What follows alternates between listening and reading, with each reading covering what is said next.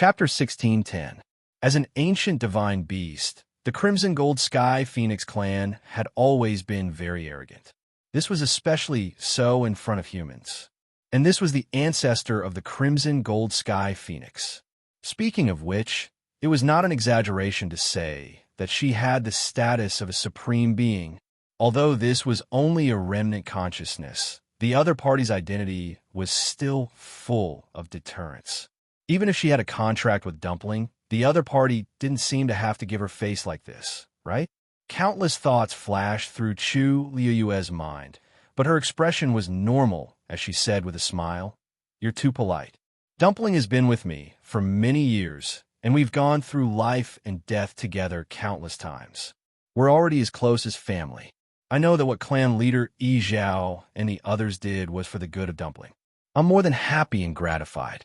This was the truth. Chu Liyue admitted that her temper was not good.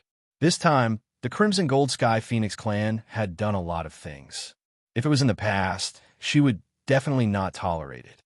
However, she knew that in the end, they were also doing it for Dumpling. Considering this point, she could ignore all those things. To her, all those things were not as important as Dumpling. As soon as she finished speaking, Chu Liyue felt her legs go soft. She looked down and saw Dumpling hugging her thigh, looking at her with tears in her grape-like eyes. "Ayu," Dumpling called her name coquettishly and intimately, full of nostalgia and dependence. She knew that Ayu was the best to her. Chu Liyue smiled and touched her head.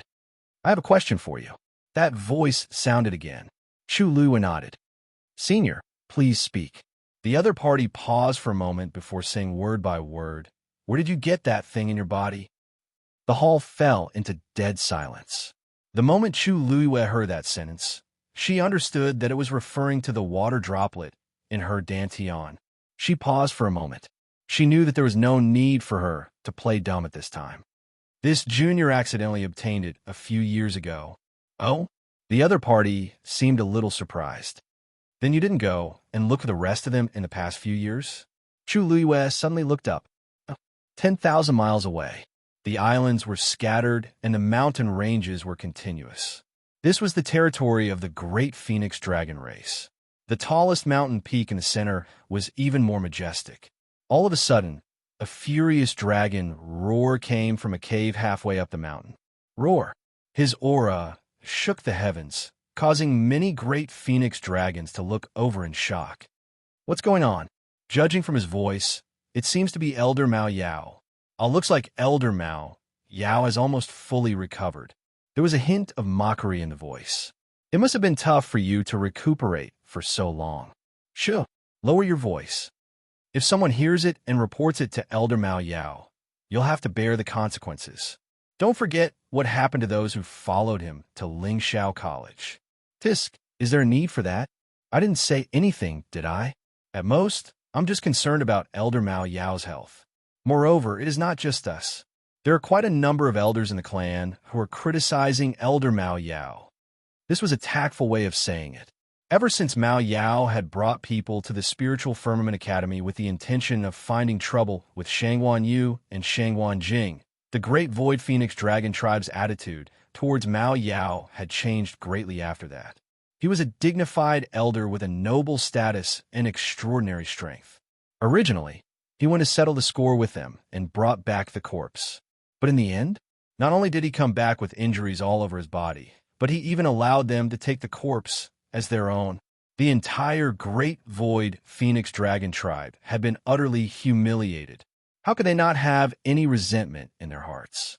However, due to Mao Yao's status as an elder and the fact that he was injured when he came back, the Patriarch did not punish him. But in private, everyone in the race was already very dissatisfied with Mao Yao. Even when they heard his voice, they felt extremely annoyed. "Let's talk less. Even if we really want to punish him, it's the Patriarch and the other elders' business. It's not up to us to speak. I'd like to see how Elder Mao Yao plans to make up for this matter." "That's enough. It's useless to be angry now. You just recovered, so don't be so irritable." In the cave, a tall and burly figure stood with his hands behind his back. He looked to be about 50 years old. His appearance was ordinary, but he was hale and hearty. His hair was purple and gold, and his deep eyes seemed to be all-encompassing. They were as deep as a cold lake that could not be explored. This person was the patriarch of the great phoenix dragon race, Mao Yang. In front of him was a huge great phoenix dragon. It was obvious that it had been injured. Although its wounds had mostly healed, the newly grown scales were still particularly eye-catching. Mao Yang's eyes were filled with resentment. These were all the scales that he had plucked out from his damaged scales and regrown them. No one else could understand the pain he had gone through. Does that mean that Shangwan Yu survived that disaster unscathed? Mao Yang said. Not exactly unscathed. I heard that she was bedridden for almost a month. Then she's still alive, Mao Yang said angrily. She's really lucky. Something so big had happened in the Spiritual Firmament Academy, and Shangwan Yu had put herself in danger, but she had managed to survive. Mao Yang narrowed his eyes. He did not agree with Mao Yang's words. I think that Shangwan Yu relied on more than just luck. After all, she personally repaired Lingxiao College's Sky Shuttle array. How could an ordinary person do that? Either she has a trump card, or someone helped her. But no matter what, it proves that she's not simple. In that case, it was reasonable for her to be able to win against Mao Yao in that bet. You were too careless previously, Mao Yang said bluntly. Mao Yao was speechless. In fact, he had already realized this point, but he was unwilling to admit it. So what if he admitted it? The result was already decided. Ha! He swung his long tail, and the hard dragon scales scraped against the mountain wall. Next time, I won't let her have it easy, Mao Yang suddenly said. Do you still remember that about a month ago, Yi Zhao personally wrote a letter to Lingxiao College's dean, Nan Suhui, asking Shangwan Yu to go to Phoenix Mountain? Of course. Mao Yao gritted his teeth. He had deliberately spread the news that Shangwan Yu had formed a contract with the Crimson Gold Heavenly Phoenix. In the end, Yi Zhao and the others acted quickly. Why? Is there a result now?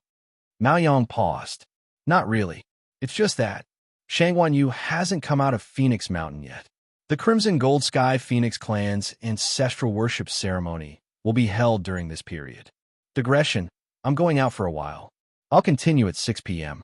Mobile users, please browse and read. A better reading experience comes from love. Chapter 16:11. How could the Crimson Gold Sky Phoenix Clan allow a human to stay in Phoenix Godly Mountain during such an important occasion? Something was obviously wrong. You mean, Mao Yao was delighted at first, but then he hesitated. But that's not very likely. Shangwan Yu has a high status in the human race. If the Crimson Gold Sky Phoenix Clan really went overboard with her, then I'm afraid the human race won't agree. Mao Yang nodded. That's what I find strange. According to his speculation, Yi Zhao and the others should directly ask Shangwan Yu to terminate the contract with the Crimson Gold Sky Phoenix. Due to various considerations, they shouldn't really want to kill Shangwan Yu. It wasn't difficult to solve this problem, and it wouldn't take more than a month. After all, their ancestral worshipping ceremony was still in progress. Shangwan Yu was still there. Could it be that she was also participating in the ancestral worshipping ceremony? That was too ridiculous. Shangwan Jing has been waiting outside Phoenix Godly Mountain. He didn't follow them in. Mao Yang lowered his eyes and pondered for a moment. Our people can't get too close. That's all we can find out.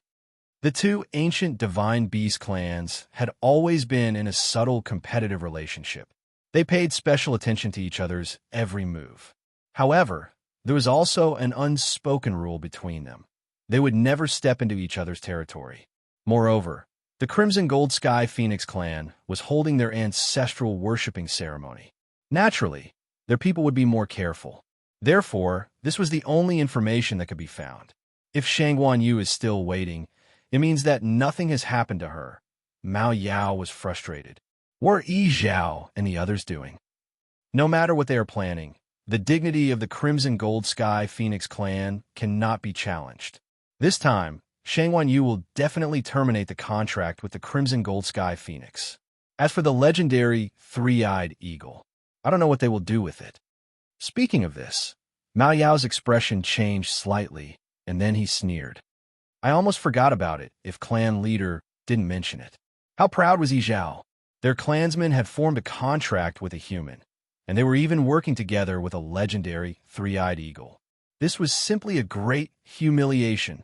In my opinion, he will definitely kill that legendary three-eyed eagle as well. Mao Yang nodded thoughtfully. If that's the case, that would be great. After that, our clan can find an opportunity to bring the corpse back.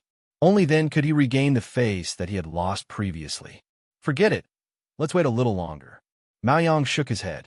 As long as there were no accidents, things would basically go according to their expectations.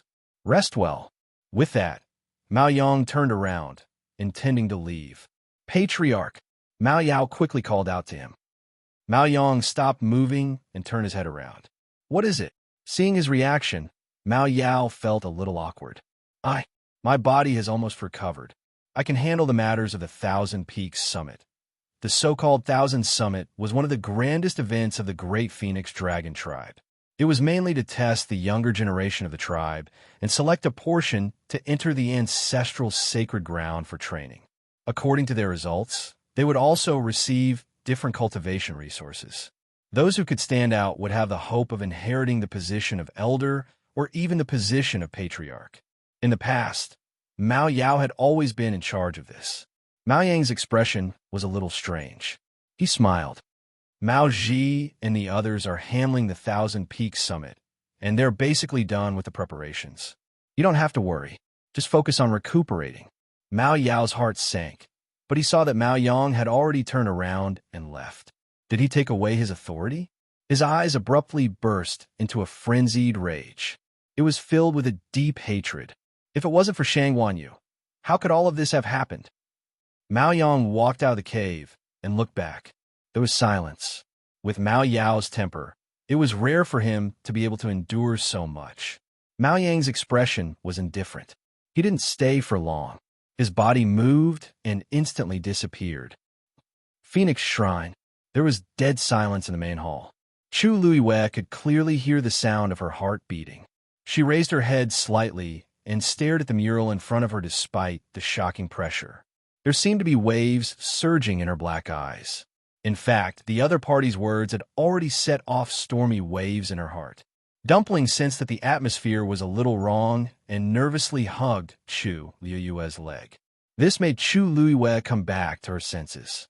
She took a deep breath and paused for a moment before saying, "You know about this thing?"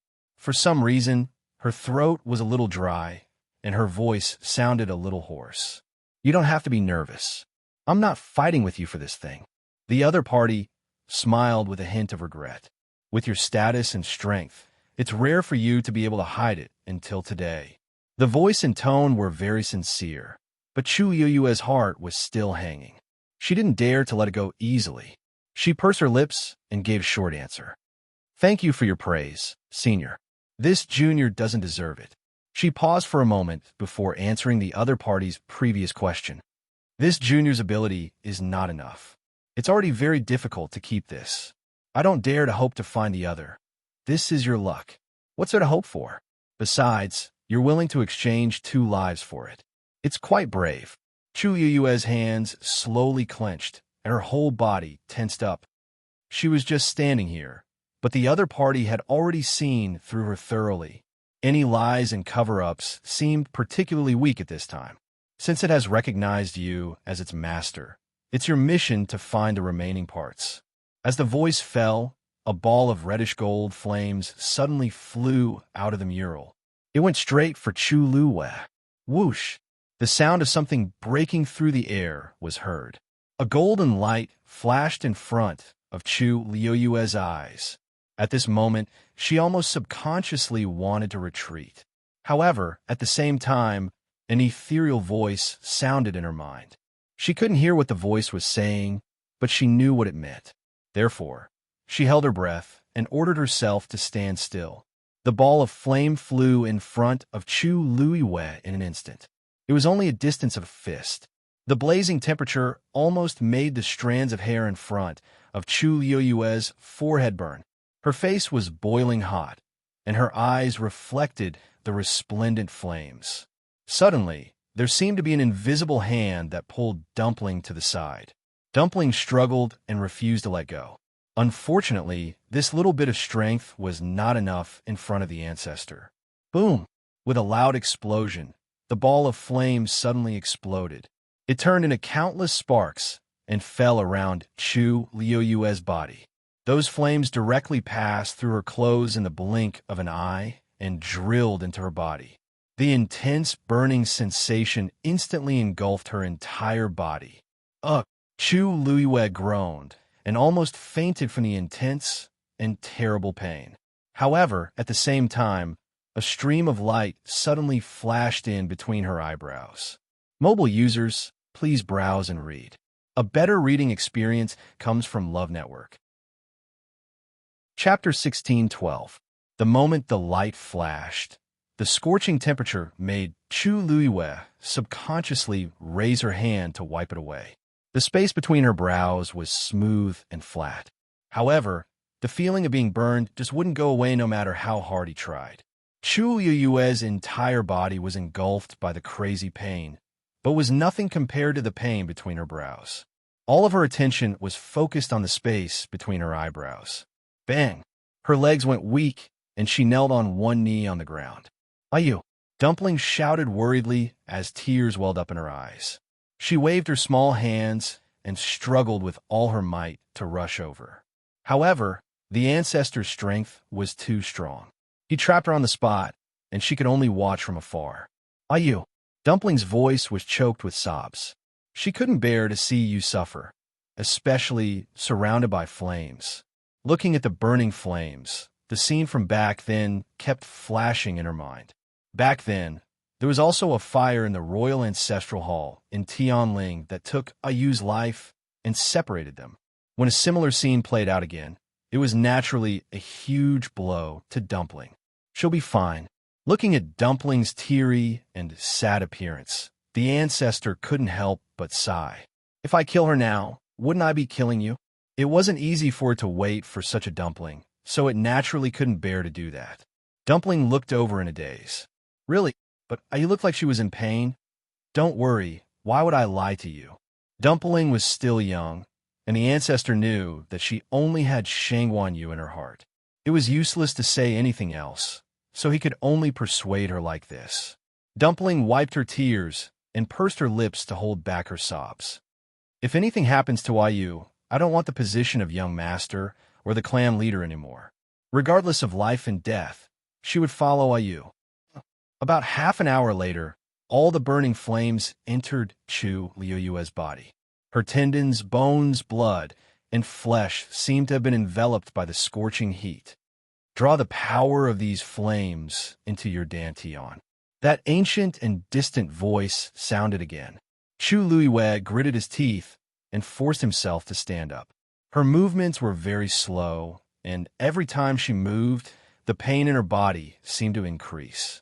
When she finally managed to sit cross-legged, her vision had already turned black, and she could barely see anything clearly. Afterward, she took a deep breath and placed her hands on her knees, circulating the origin power in her body with great difficulty. Those flames were like a flood, crazily surging all over her body, rampaging everywhere. The pressure it contained was so strong that Chu Liyue almost couldn't control it.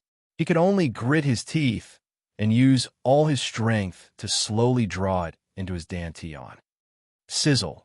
A tiny flame touched her yuan meridian, and Chu Liyue could clearly hear an ear-piercing burning sound. This kind of bone-deep pain was indescribable. Chu Liyue's face instantly turned pale.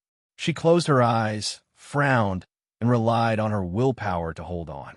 She didn't make a sound, and only her slightly trembling body showed the pain she was experiencing.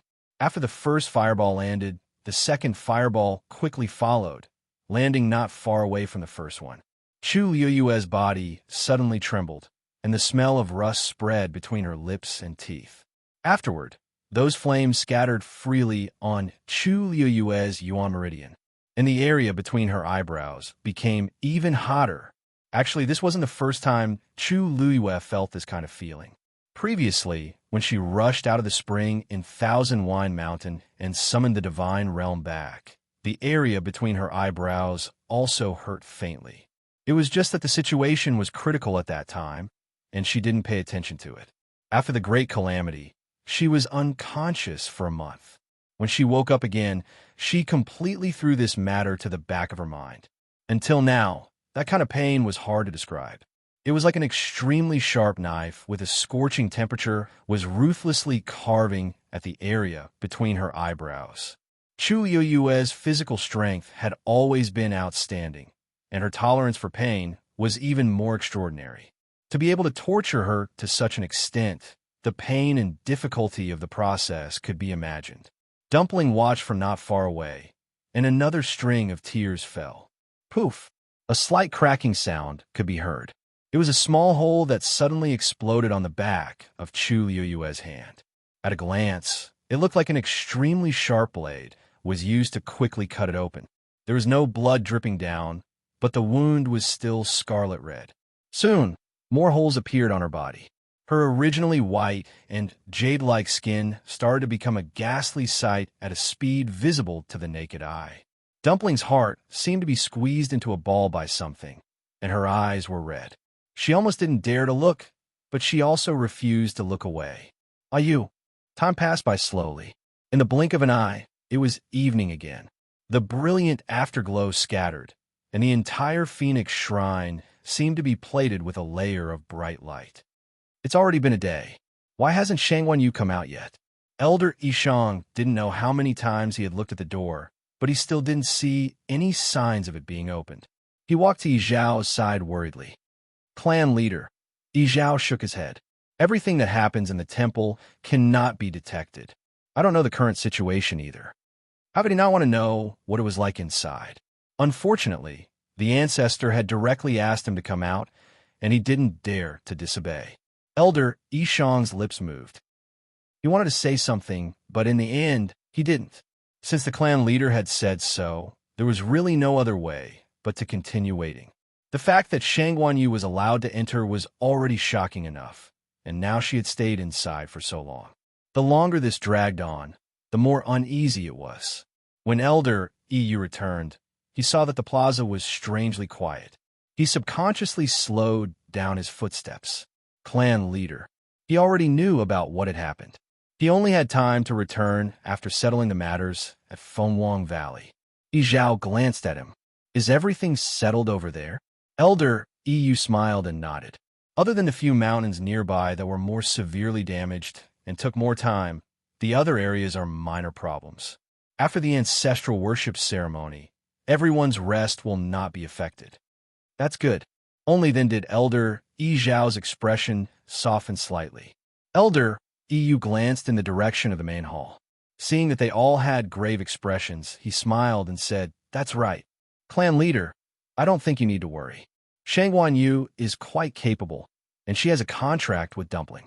There shouldn't be any accidents. She will be out soon. Yizhao knew that he was comforting him out of goodwill and nodded. I hope so.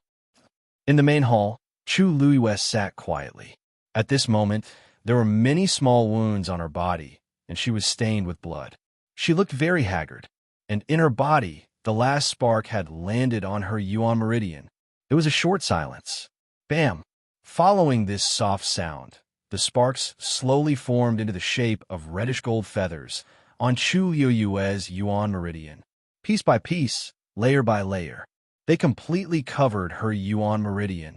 Mobile users, please browse for a better reading experience from Love Network. Chapter 16:13. A terrifying pressure was emitted from Chu Yoyue's body. At the same time, the injuries on her body also began to heal at a speed visible to the naked eye. In a short while, her skin was as smooth as before. It was as if those injuries had never appeared. A layer of faint reddish-gold light enveloped her body, making her look powerful and sacred. Sensing the changes in her body, Dumpling was suddenly stunned. She did not care about crying anymore. She only opened her grape-like eyes wide and stared at Chu Luiyue without blinking. Tears hung on her eyelashes, sparkling and translucent. It made one's heart ache. She and Chu Luiyue had a contract. She could feel Chu Yue's pain and could also feel the changes in her body immediately. Her aura seemed to have become stronger. No, to be precise, her Yuan meridian had become stronger. That layer of power covered her Yuan meridian, as if adding a layer of armor to her Yuan meridian. The key was that this power came from the ancestor of the reddish gold celestial phoenix. Even Dumpling, who had the purest bloodline now, could not be compared to it. Immediately after, Dumpling suddenly felt that the power that was suppressing her suddenly disappeared. Now, do you believe what I said just now? The ancestor's smiling voice sounded. Dumpling was stunned for a while before slowly regaining her senses. A bright smile immediately blossomed on his chubby little face. Ancestor is so good. As she spoke, she could not wait to take a step forward and quickly ran towards Chu Luiwei.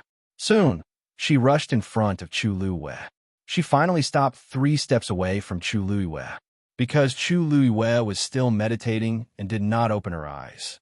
Although Dumpling wanted to immediately rush into her arms, she knew that the time was special now. Therefore, she obediently stood in place and waited. She only blinked her big eyes and looked at Chu Luiwei from head to toe. The more she looked, the happier she became. Ayu's aura was indeed much stronger than before. Plus, this wasn't just a simple increase in strength. More importantly, it contained a shocking amount of pressure. Suddenly, Chu Yue's eyebrows twitched. The next moment, she slowly opened her eyes. His eyes were like stars, bright and dazzling. A pure gold flame flashed through her eyes. Chu Yue stared fixedly at Dumpling. There seemed to be thousands of stars twinkling in his eyes. She raised her hand. Dumpling's lotus leaf dress suddenly moved without any wind. Chu Yue's fair and delicate finger tapped lightly. Something gushed out from her body and quickly gathered in her palm. It was a transparent ball of light the size of a fist. Inside, there was a cluster of golden flames burning. Dumpling's eyes widened slightly. Inside is the heavenly Tao that appeared when she made a contract with you. However, wasn't the heavenly energy supposed to be illusory and formless? Why did it suddenly transform into flames? Could it be because of the ancestors' help? Tuanzi was at a loss. Chu Luiwei suddenly spoke. Dumpling, come here. Her voice was gentle and pleasant, but it carried a hint of pressure that made people submit unconsciously. Dumpling hurriedly took 2 steps forward. Ayu. Chu Luiwei's palm moved slightly, and the ball of light flew up lightly and floated quietly between the two of them.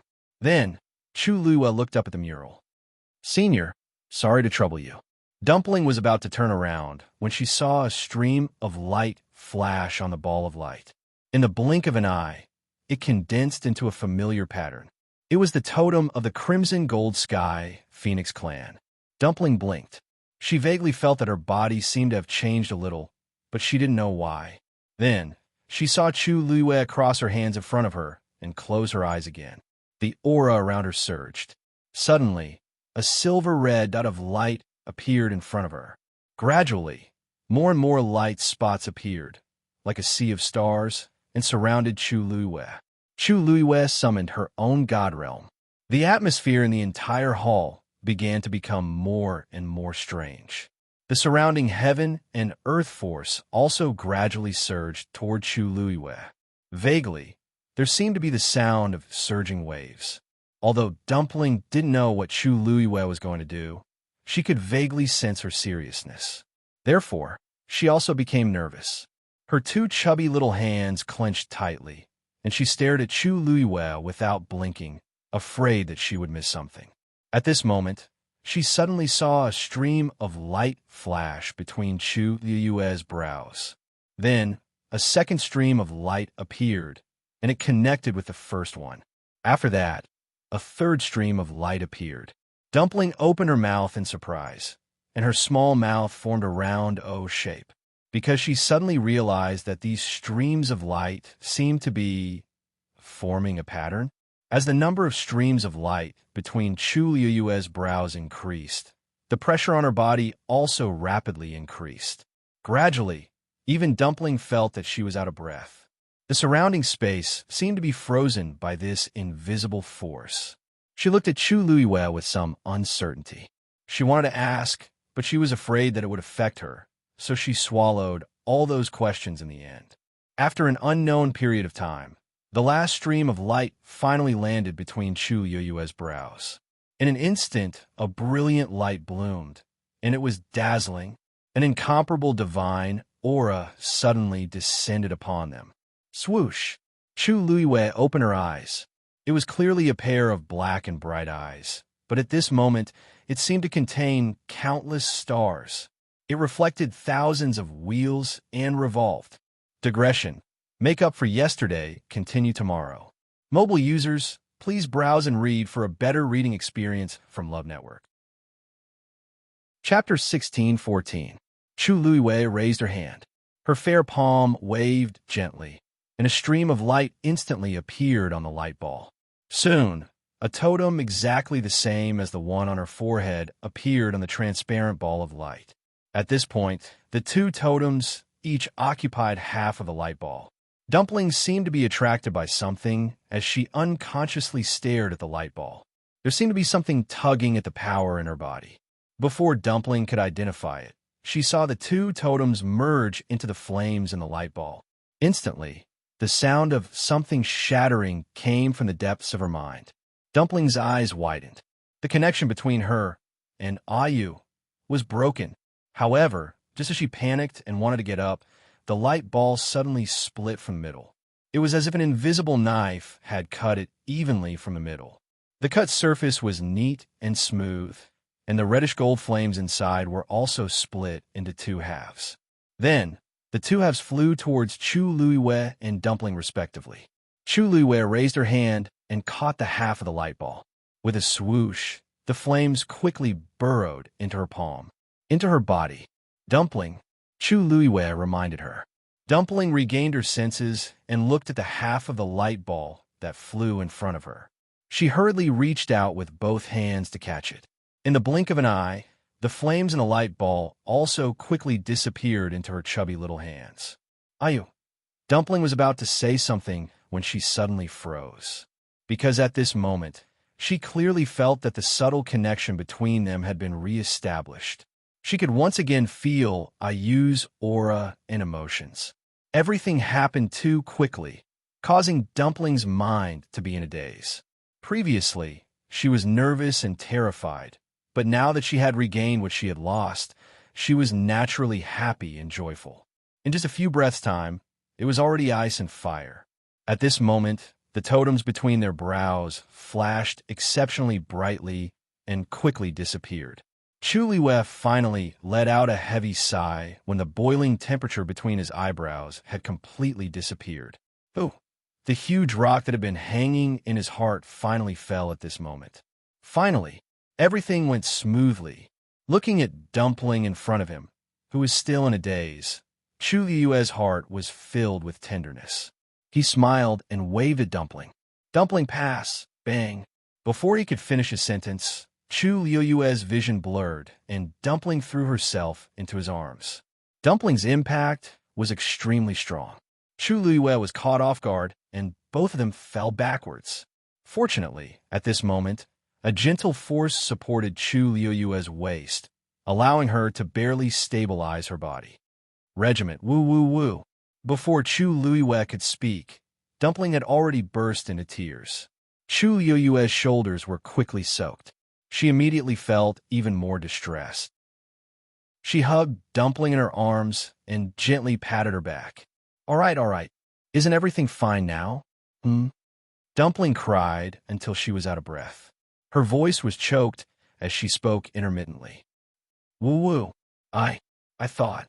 You didn't want me anymore. Chu Luiwei knew that this matter had frightened her and felt very guilty. However, she had just awakened the totem at that time and really didn't have the time to explain in detail to Dumpling. I won't. Dumpling, have you forgotten what I said before? She had said that no matter what, she would not leave Dumpling alone. Since she had said so, she would naturally do so. Dumpling hugged Chu Luiwei's neck tightly, and her two short legs were firmly wrapped around Chu Luiwei's body. She was firmly hanging on to Chu Liuyue's body. It was as if she was afraid that Chu Liuyue would leave again. Fortunately, with Chu Liuyue's comfort, her crying gradually quieted down, leaving only her small body still twitching. But just now I was helping you change the contract, not canceling it. The vicissitude and distant voice sounded again. At this moment, Dumpling's emotions had calmed down a lot. When she heard this, she couldn't help but pause, turn her head, and look back. Ancestor burp. This burp? What burp? What does this burp mean? Burp? As she spoke, she was still burping. At this moment, she really looked very pathetic. Her pair of clear and beautiful big eyes were red. Her small and sharp nose was also red. Her chubby little face was full of tears. The ancestor sighed helplessly. Just now, the moment the contract was broken, Tuanzi cried like this.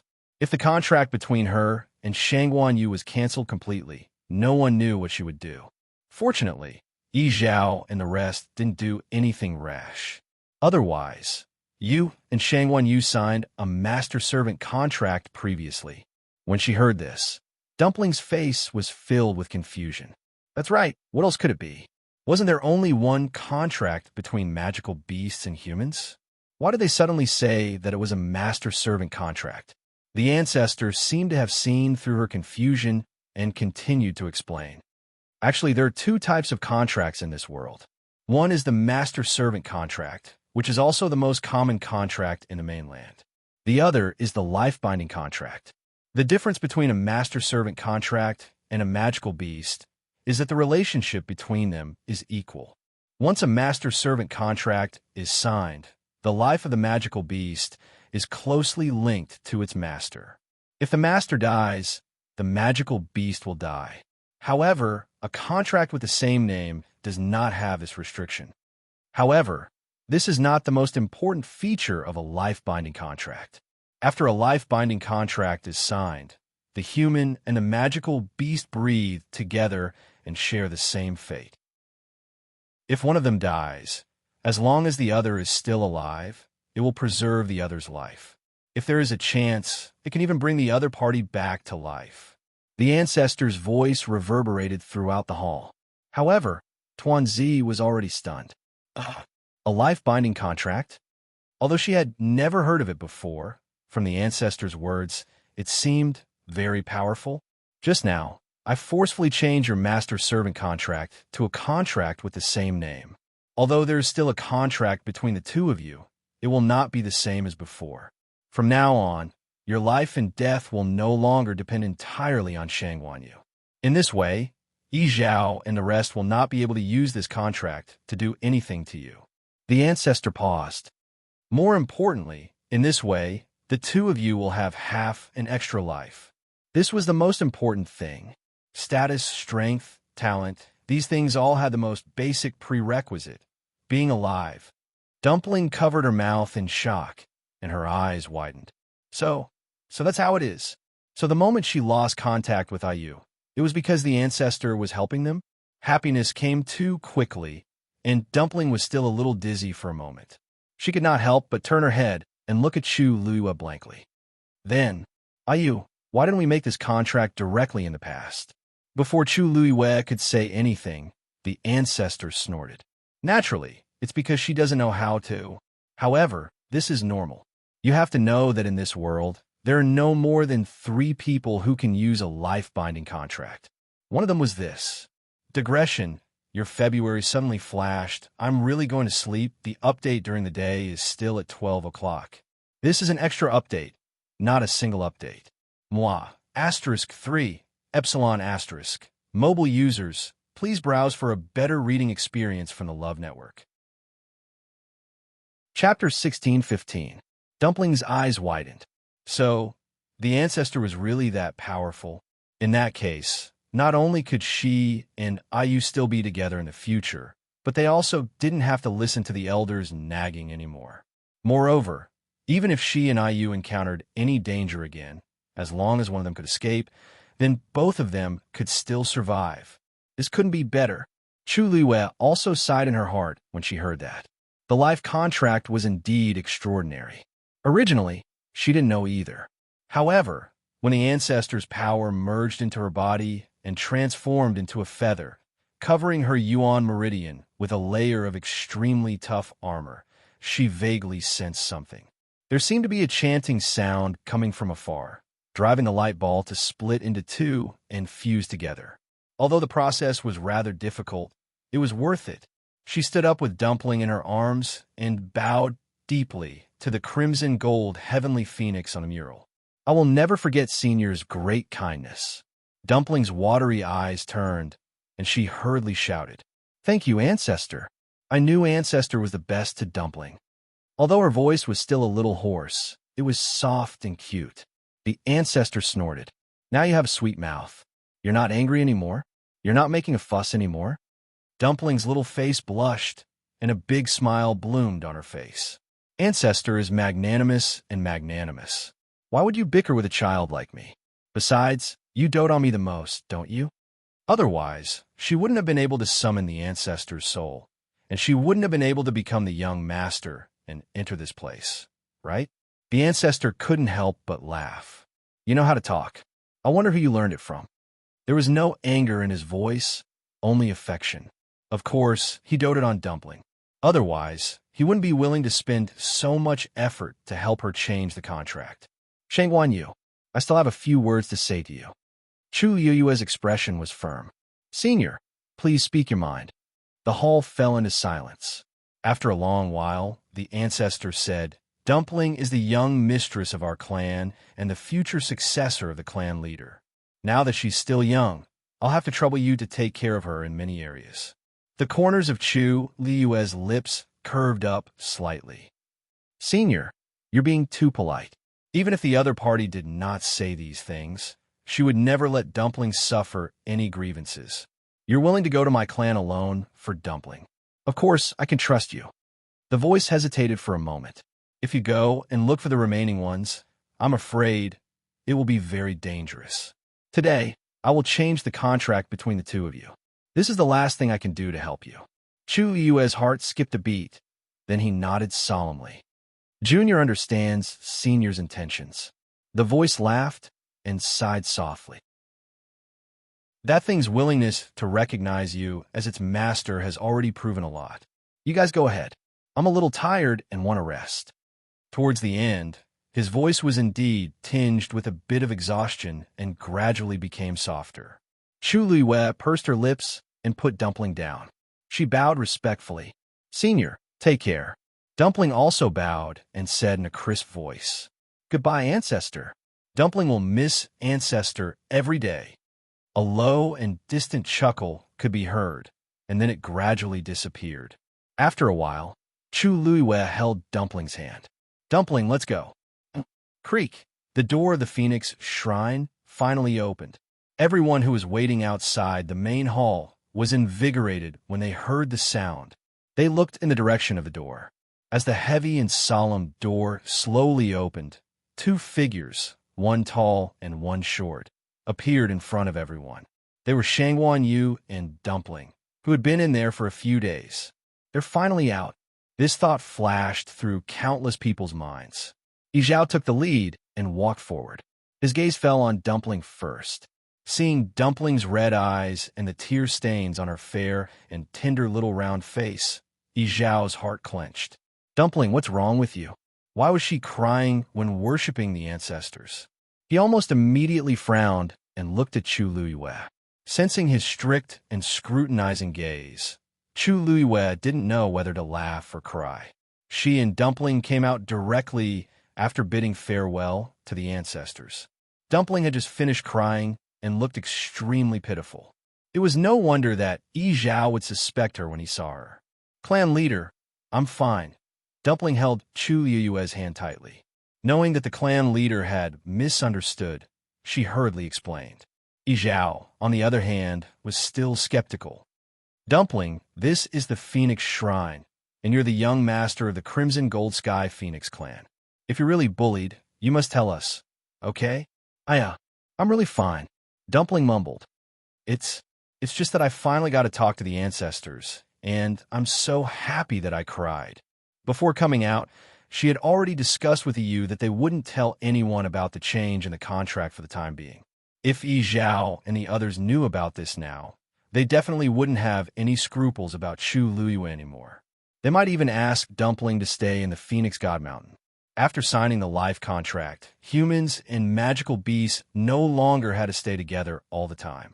Magical beasts also didn't have to worry about dying because of humans. Yi Zhao and the others had always wanted Dumpling to stay. If they knew about this, there was no doubt that their reason would be even more valid. In any case, they had already promised not to get involved until Dumpling became an adult. It might be more appropriate to say it later. Yi Zhao carefully sized up Dumpling again. After confirming that she was really not injured, he finally relaxed. Then he said to Chu Luiyue, "Miss Shangguan, if we offended you just now, please forgive us. Dumpling is our clan's young master after all, so we will naturally take care of her." Chu Luiyue raised her eyebrows slightly. How rare. Clan leader Yi Zhao was actually so polite to her. Could it be because she had made a trip to the Phoenix Shrine? Clan leader Yi Zhao, you're overthinking. I know that you're all doing this for Dumpling's sake. Chu Luiyue's principle had always been, if you respect me, I'll respect you tenfold. After all, Yi Zhao was the honorable clan leader of the Crimson Gold Sky Phoenix clan. She was already very gratified that he could speak to her so calmly. In any case, it was much better than the beginning. Seeing Chu Luiyue smile, Yi Zhao's impression of her improved a little. It seemed like she really didn't take these things to heart. Although Shangguan Yu looked young, she knew her limits. She knew when to fight and when to give in. No wonder she was so famous among the humans. Yi Zhao paused for a moment before asking, "Did everything go smoothly during the ancestral worship?" As soon as he said this, everyone pricked up their ears. This was actually what they wanted to know the most. It was normal for Dumpling to worship her ancestors. The key was, what did Shangguan Yu do when she went in? What the hell is going on inside? Amidst the silence, Chu Luiyue smiled brightly. "Of course. Senior is very nice. I feel very close to you. Mobile users, please browse and read. A better reading experience comes from the Love Network." Chapter 16:16. The huge square suddenly became even quieter.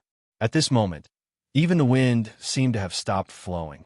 Everyone's expression suddenly became extraordinarily interesting. What did Shangguan Yu just say? The ancestor was very kind, and was very kind to her. Did that mean that she had really met the ancestor? And from the sound of it, the ancestor seemed to be very kind to her. She was a human after all. After a short period of dead silence, the square was finally in an uproar.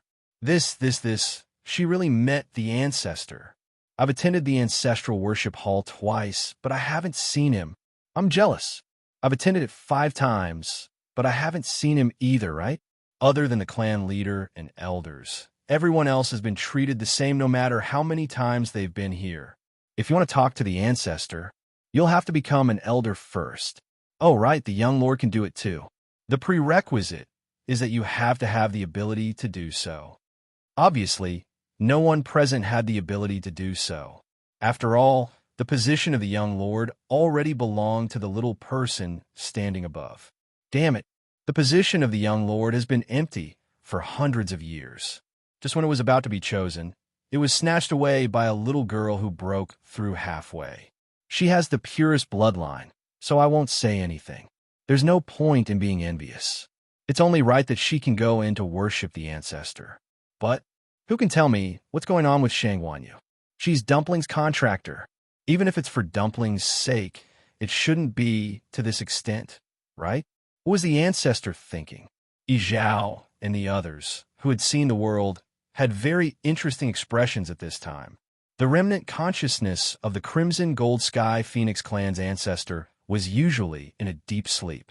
It would only wake up during the ancestral worship ceremony, and the only people who could talk to it were the newly elected young lord or the clan leader. Even the 5 elders could only follow along to meet it at most. They never had the honor of being taught by the ancestor. But now, even a human was doing better than them. Although it was unbelievable, Yi Zhao and the others didn't think that Chu Luiyue was lying. There was no need to lie about such matters. because it could be easily verified or refuted. This meant that the ancestor really treated her well. I wonder if Miss Shangguan can reveal a thing or two to me. Did the ancestor have any instructions? Yizhao took a deep breath and asked politely. Chu Luiyue smiled. It's nothing much. What the ancestor meant was that Dumpling is still young, and he asked me to take care of her. She had said this sentence so casually, but in everyone's ears, it was like a sudden clap of thunder. Wasn't it obvious that he was going to let her take care of Dumpling? Since even the ancestors had said so, then what right did the others have to object? In fact, Yizhao had already vaguely guessed this before, but he didn't dare to believe it. Only now did he have no choice but to accept reality. Even though he didn't know what the ancestor was thinking when he made such a decision, there had to be a reason behind it. The only thing they could do was to obey. I see, Yizhao said dryly and fell silent. He had always been a man of few words. Now that he was in this situation, he didn't know what to say. Clan leader Yizhao, may I know if the ancestral worship ceremony has ended? Chu Luiyue suddenly asked softly. Yizhao was stunned for a moment before he nodded. It's basically over. In fact, the most important thing in this ancestral worship ceremony was to evaluate the younger generation and choose one of them to be the young master. Dumpling wasn't originally in this range, but her talent and strength were too heaven-defying. Moreover, she had summoned the ancestor's soul and received the ancestor's favor. Of course, the position of the young master was hers. As for the others, they had already been tested on the first day. Iran was the most promising one, so even if he was late, Yizhao didn't pursue the matter. Who knew that in the end, it could only be said that everything was predestined. Yizhao was relieved that he had high hopes for Dumpling. He didn't expect Dumpling to perform better than he had expected, even though he couldn't break the contract between her and Shangguan Yu. But since the ancestor had agreed, what else could they say? If that's the case, I think it's time for me to leave, Chu Luiyue said honestly. Even though it wasn't the right time to leave, she and Dumpling had been here for too long. Taizu was still waiting outside. In the academy, his master and various elders were also secretly worried. And Rongxiu, she had come here to solve Dumpling's problem. Now that everything was done, it was time for them to leave. Yizhao frowned and looked at Dumpling. Dumpling was still holding Chu Luiyue's hand and standing next to her. Anyone with eyes could see her dependence and intimacy with the person next to her. Yizhao's lips moved. In fact, he was very reluctant to leave, but he naturally wouldn't say those words. After thinking for a moment, he finally nodded. You can come more often when you're free. These words came out of nowhere, but Chu Luiyue understood. This was an agreement. In the future, she could freely enter Phoenix Mountain. Her red lips curled up into a bright smile. Thank you for your understanding, Patriarch. This is Dumpling's home. It will always belong here. Hearing this, the last trace of awkwardness in Yizhao's heart was finally relieved. He looked at Chu Luiyue deeply. If you need help in the future, just let me know. Chu Luiyue smiled and nodded. Thank you. The sun set in the west. The bright and warm afterglow shone on the clouds, plating them with a layer of golden light. Above the vast and boundless sea, the frozen ice reflected a faint glow. Shangguan Jing stood on the shore and looked into the distance. Seeing that the scene had not changed at all compared to before, he couldn't help but sigh. Another day had passed. Ewer hadn't returned yet.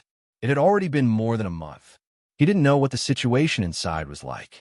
Recalling the letter from before, Shangguan Jing frowned slightly. The fact that Ewer was able to ask the elder of the Crimson Gold Sky Phoenix clan to help send the news out was actually beyond his expectations. It was also because of this that he could continue to be patient and wait until now. However, Ewer clearly said that she would be back soon. However, a long time had passed, and he still didn't see her figure crack. In the distance, a crisp cracking sound suddenly sounded, interrupting Shangguan Jing's thoughts. He looked in the direction of the sound and saw that the frozen layer of ice on the vast sea seemed to have suddenly cracked open. His heart skipped a beat. He hurriedly took 2 steps forward and looked intently. Soon, accompanied by a series of crackling sounds, The ice layer instantly seemed to be covered with spider webs. Under Shangwan Jing's nervous gaze, finally, bang, all the ice layers completely shattered. At the same time, the pattern formed by the golden flames in the sky also began to gradually fade. Taizu, a familiar clear voice sounded. Mobile users, please browse and read. A better reading experience comes from Love Network. Chapter 16-17. Shangwan Jing suddenly looked up.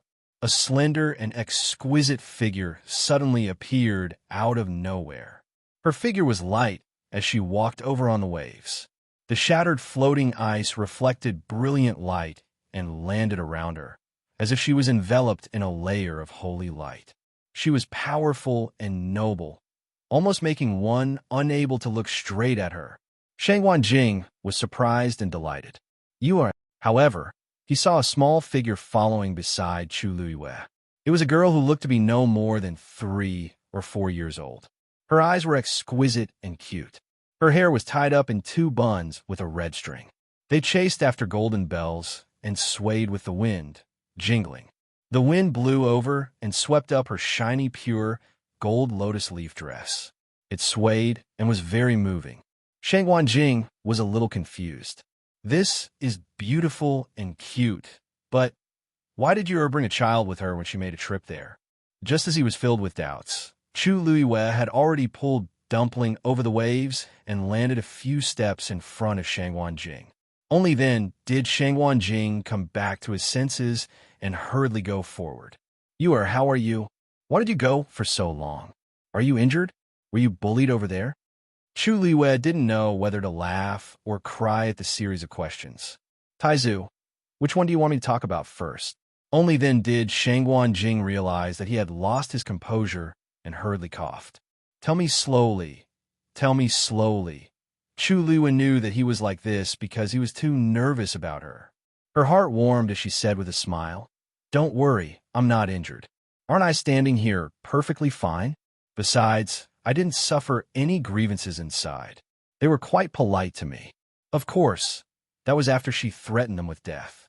However, there was no need to tell Taizu about this in detail. In short, most of the time in Phoenix Mountain, the other party's attitude towards her was still all right. Shangwan Jing didn't quite believe it.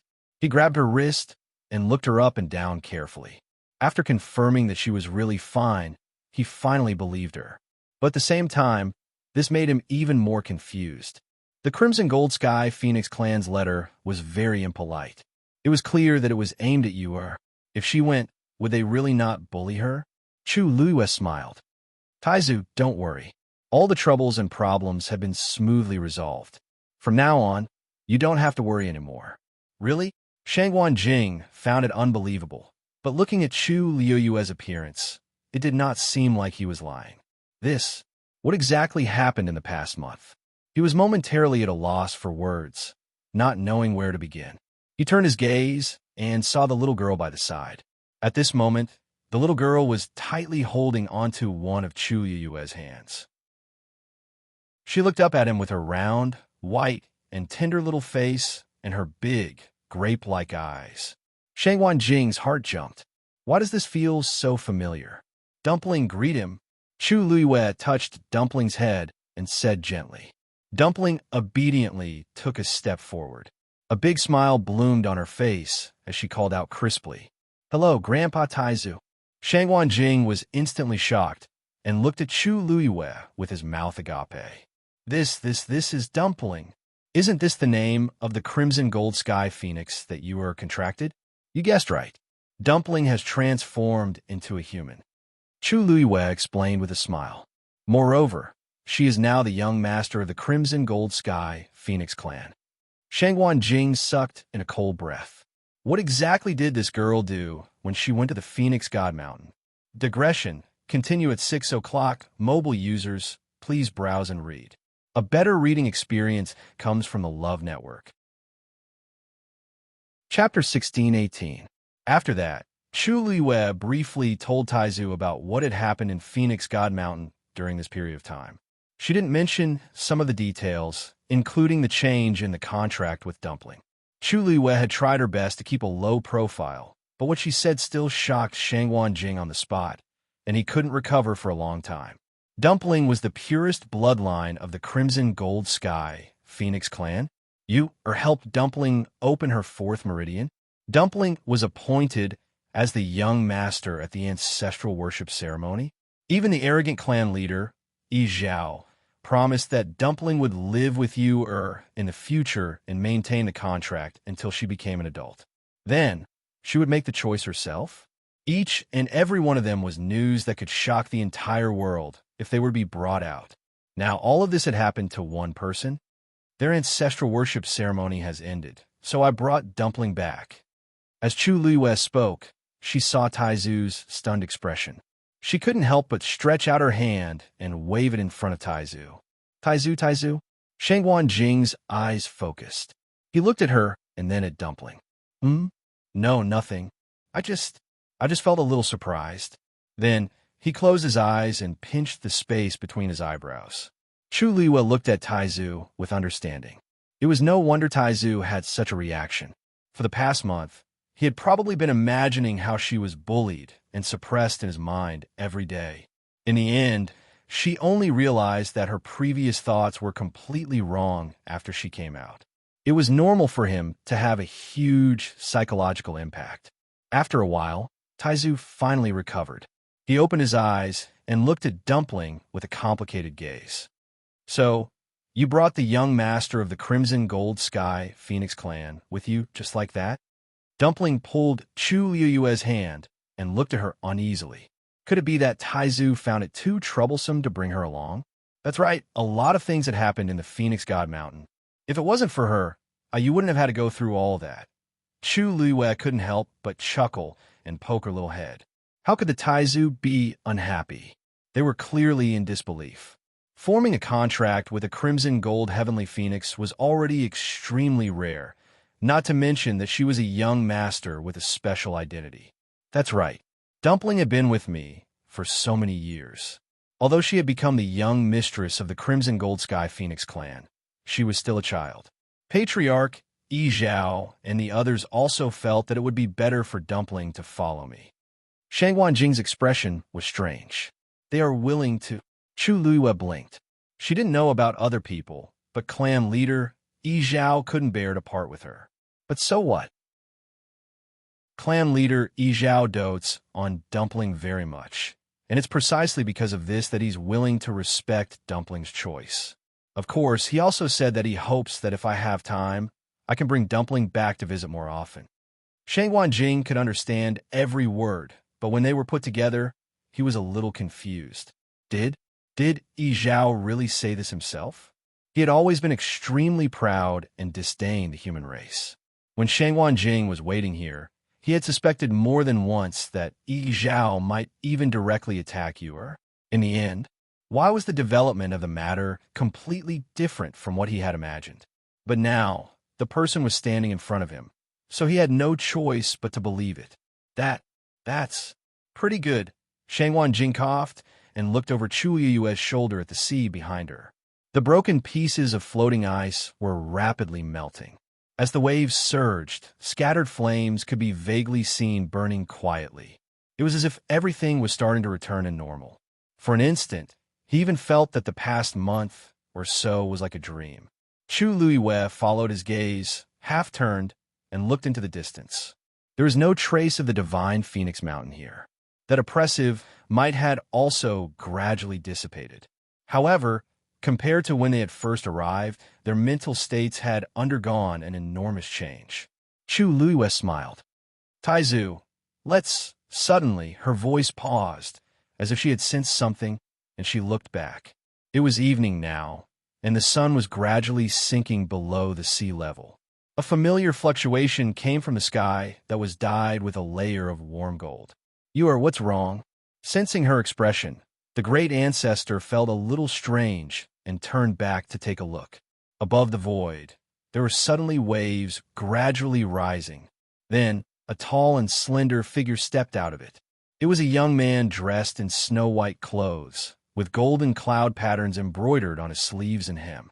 Under the last ray of afterglow, he flickered with a faint glow. His appearance was enchanting, and the aura around him was indescribably noble. Just by standing there, he seemed to have the disdain and nobility to look down on all living things.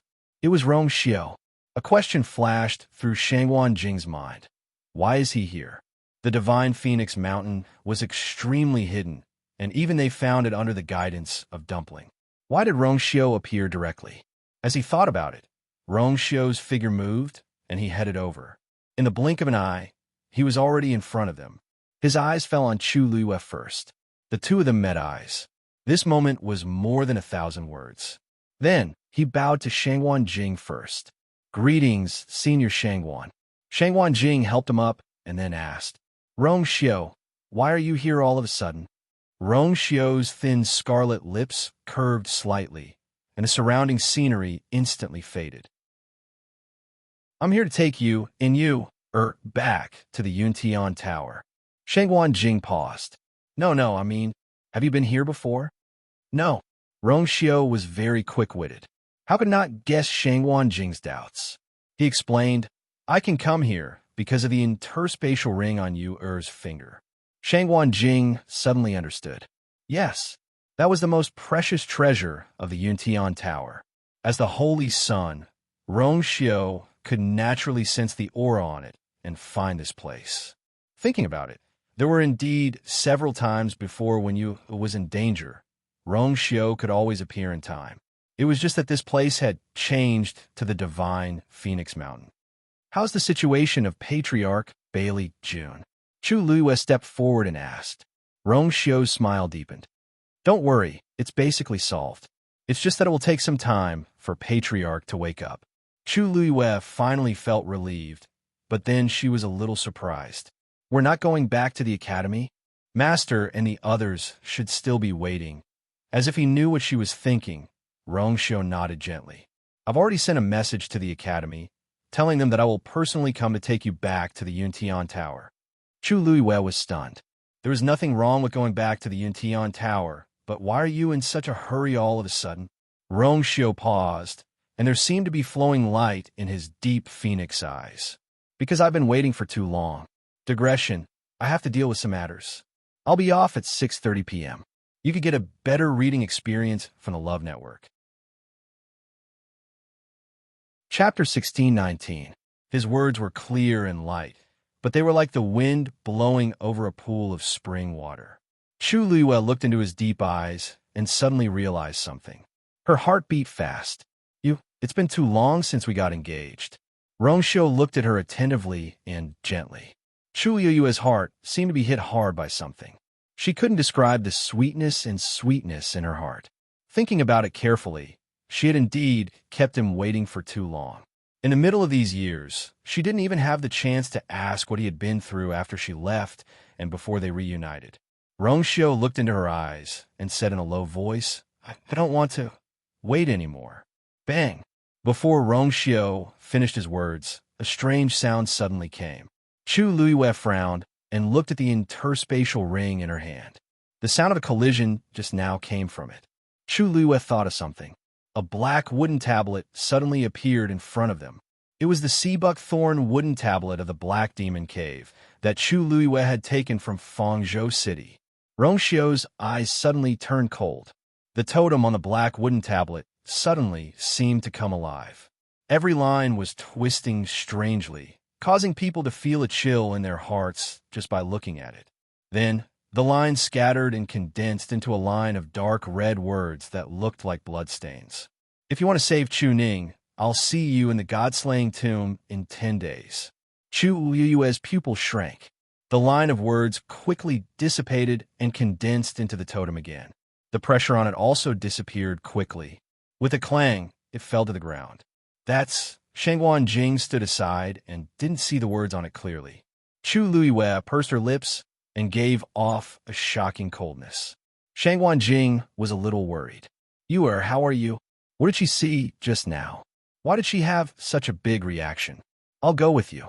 At this moment, Rong Xiao suddenly spoke. He raised his finger slightly, and the black wooden tablet flew into his hand. He looked down and then handed it to Chu Luiyue. Chu Luiyue looked up at him. Rong Xiao, She knew what he was talking about when he didn't finish his sentence, although they didn't even have a chance to talk properly after she regained her memory. But she knew what Rongshio was thinking. She also wanted to go back with him and fulfill the promise from a few years ago. But at this moment, it's not the first time they've done something like this. Rongshio chuckled. Whether it was for her or for him, those people had never given up. But this time they chose the right time. Rongshio's tone was nonchalant, and only the cold and harsh look in his eyes showed his current mood. Actually, this is good. Lord Chu Ning is in danger. You can't be at ease. Rongshio held her hand. We haven't had the time to inform Tianling. I think it's a little rushed. Chu Liwei glanced at him and then lowered her eyes. Rongshio had always done things properly. He had even informed the academy. How could he forget his father and the others? Now, he said this just to make her feel less uncomfortable. She held her breath and put the wooden tablet back into the universe ring. Then, she looked up again. Rongshio's rough fingers gently rubbed the back of her hand. I'll go with you. His voice was as low and gentle as ever. Chu Liuyue's red lips moved slightly. In the end, she nodded. Okay. Shangguan Jing, who was standing at the side, was a little stunned. Looking at the two of them, it seemed that they didn't plan to return to Yuntian Tower, and the atmosphere seemed to be very wrong. Dumpling stood by Chu Liuyue's legs. She clearly sensed the change in her mood and waited quietly. Taizu. Chu Liuyue calmed down and turned to look at Taizu. What's wrong? Taizu looked at her worriedly. Chu Liuyue said, that person has taken my father hostage. We plan to go to the god-slaying tomb. Shangguan Jing reacted for a moment and then understood what she meant. You mean? Chu Liuyue nodded. The person who could make such a sinister move was naturally the master of the black wooden tablet. Many thoughts flashed through Shangguan Jing's mind. Then, he nodded with a serious look. I've been to the god-slaying tomb before. I'll take you there. That place was extremely dangerous. Besides, the other party had come prepared. He didn't want Chu Liuyue to go there. But Chu Ning was very important to her. Even if she knew it was dangerous, she would definitely go. Instead of dissuading her, it was better to go with her. Now Yu'er's strength had improved a lot.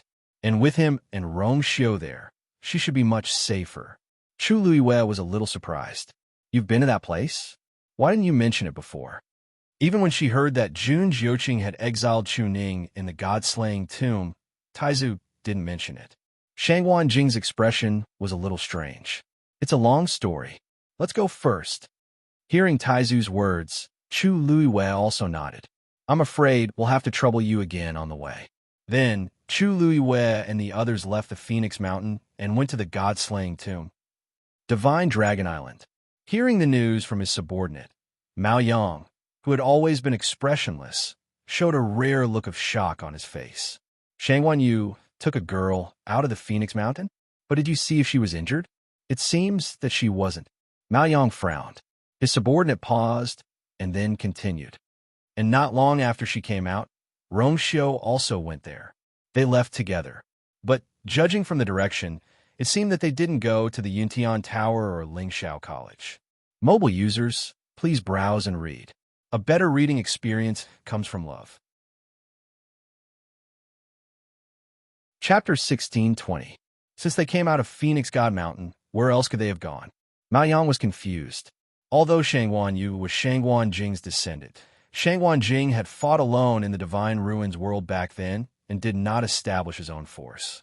The place that Shangguan Jing was most familiar with was probably the northern region of the primordial world. However, it was obviously impossible for them to go there now. Rongshio and Shangguan Jing were extremely vigilant. Our people didn't dare to get too close, and then we lost them. The subordinate wiped the sweat on his forehead and said carefully, It's all because of our incompetence. Please punish us, clan leader. Mao Yang shook his head. If we lost them, just let them retreat first. When it's a little later, we'll go out and ask around to see where they went. In addition, the most important thing was to find out what had happened to Shangguan Yu in the Phoenix God Mountain for more than a month. According to his understanding of Yi Zhao, it was unlikely that he would let a human who had contracted with the Crimson Gold Sky Phoenix clan leave safely. Moreover, they had held the ancestral worship ceremony in the middle. At such a critical moment, Shangguan Yu could still escape unscathed. He couldn't help but suspect that there was something fishy going on. Also, find out who that little girl is. Mao Yang frowned. When Shangguan Yu entered, he was clearly alone. Even Shangguan Jing was rejected at the door. Why did a 3- or 4-year-old girl suddenly appear beside him when he came out? That little girl was obviously not human. It was very likely that she was a Crimson Gold Sky Phoenix. However, the Crimson Gold Sky Phoenix clan was the same as them. There were no children in the clan. Those who could transform into human form were at least in their teens. This little girl's appearance was really strange. Yes, the subordinate hurriedly responded respectfully and was about to leave with a bow. Just as he took 2 steps, he was stopped by Mao Yang again. Remember, when you do these things, you must be low-key and cautious. The Thousand Summit is imminent. No accidents are allowed. The subordinate's expression became even more nervous. Yes. Lingxiao College.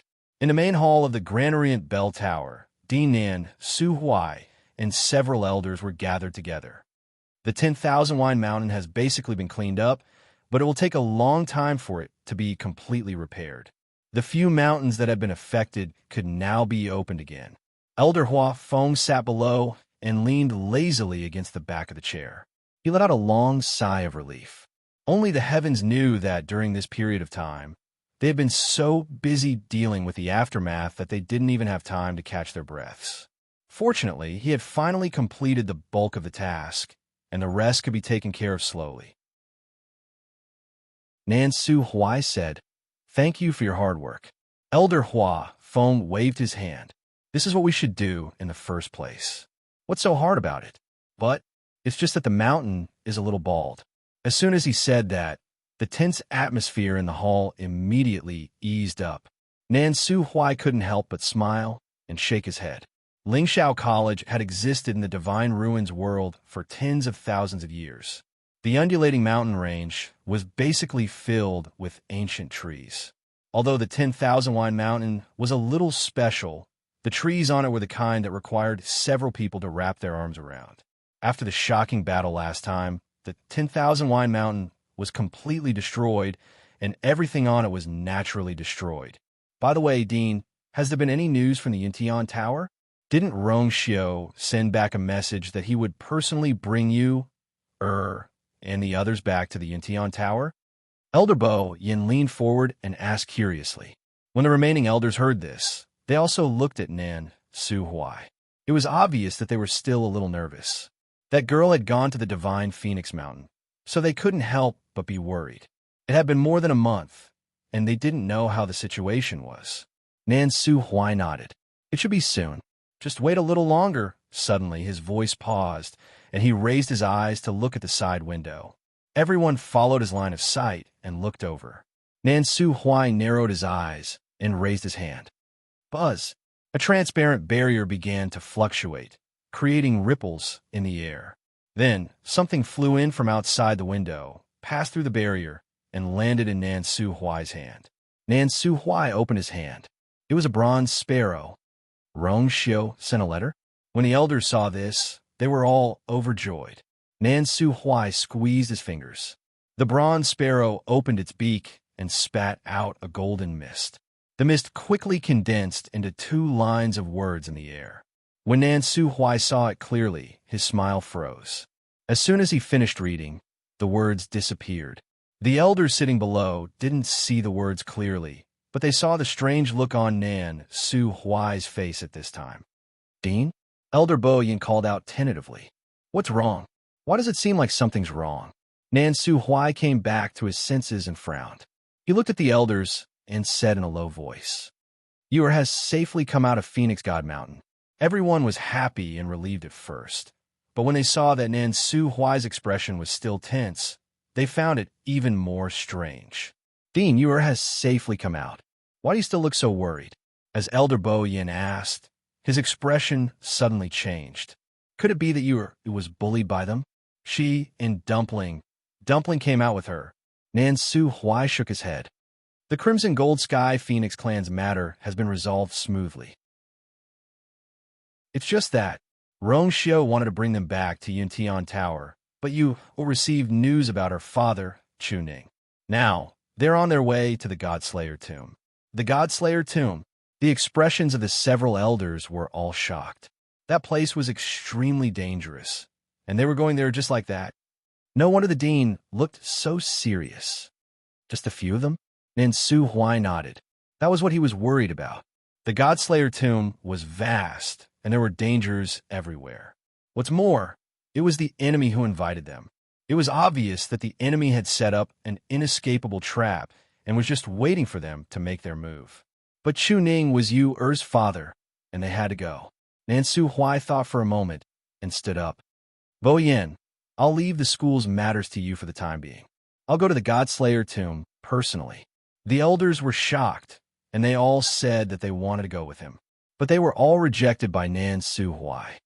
I can't leave the school alone. You all should stay.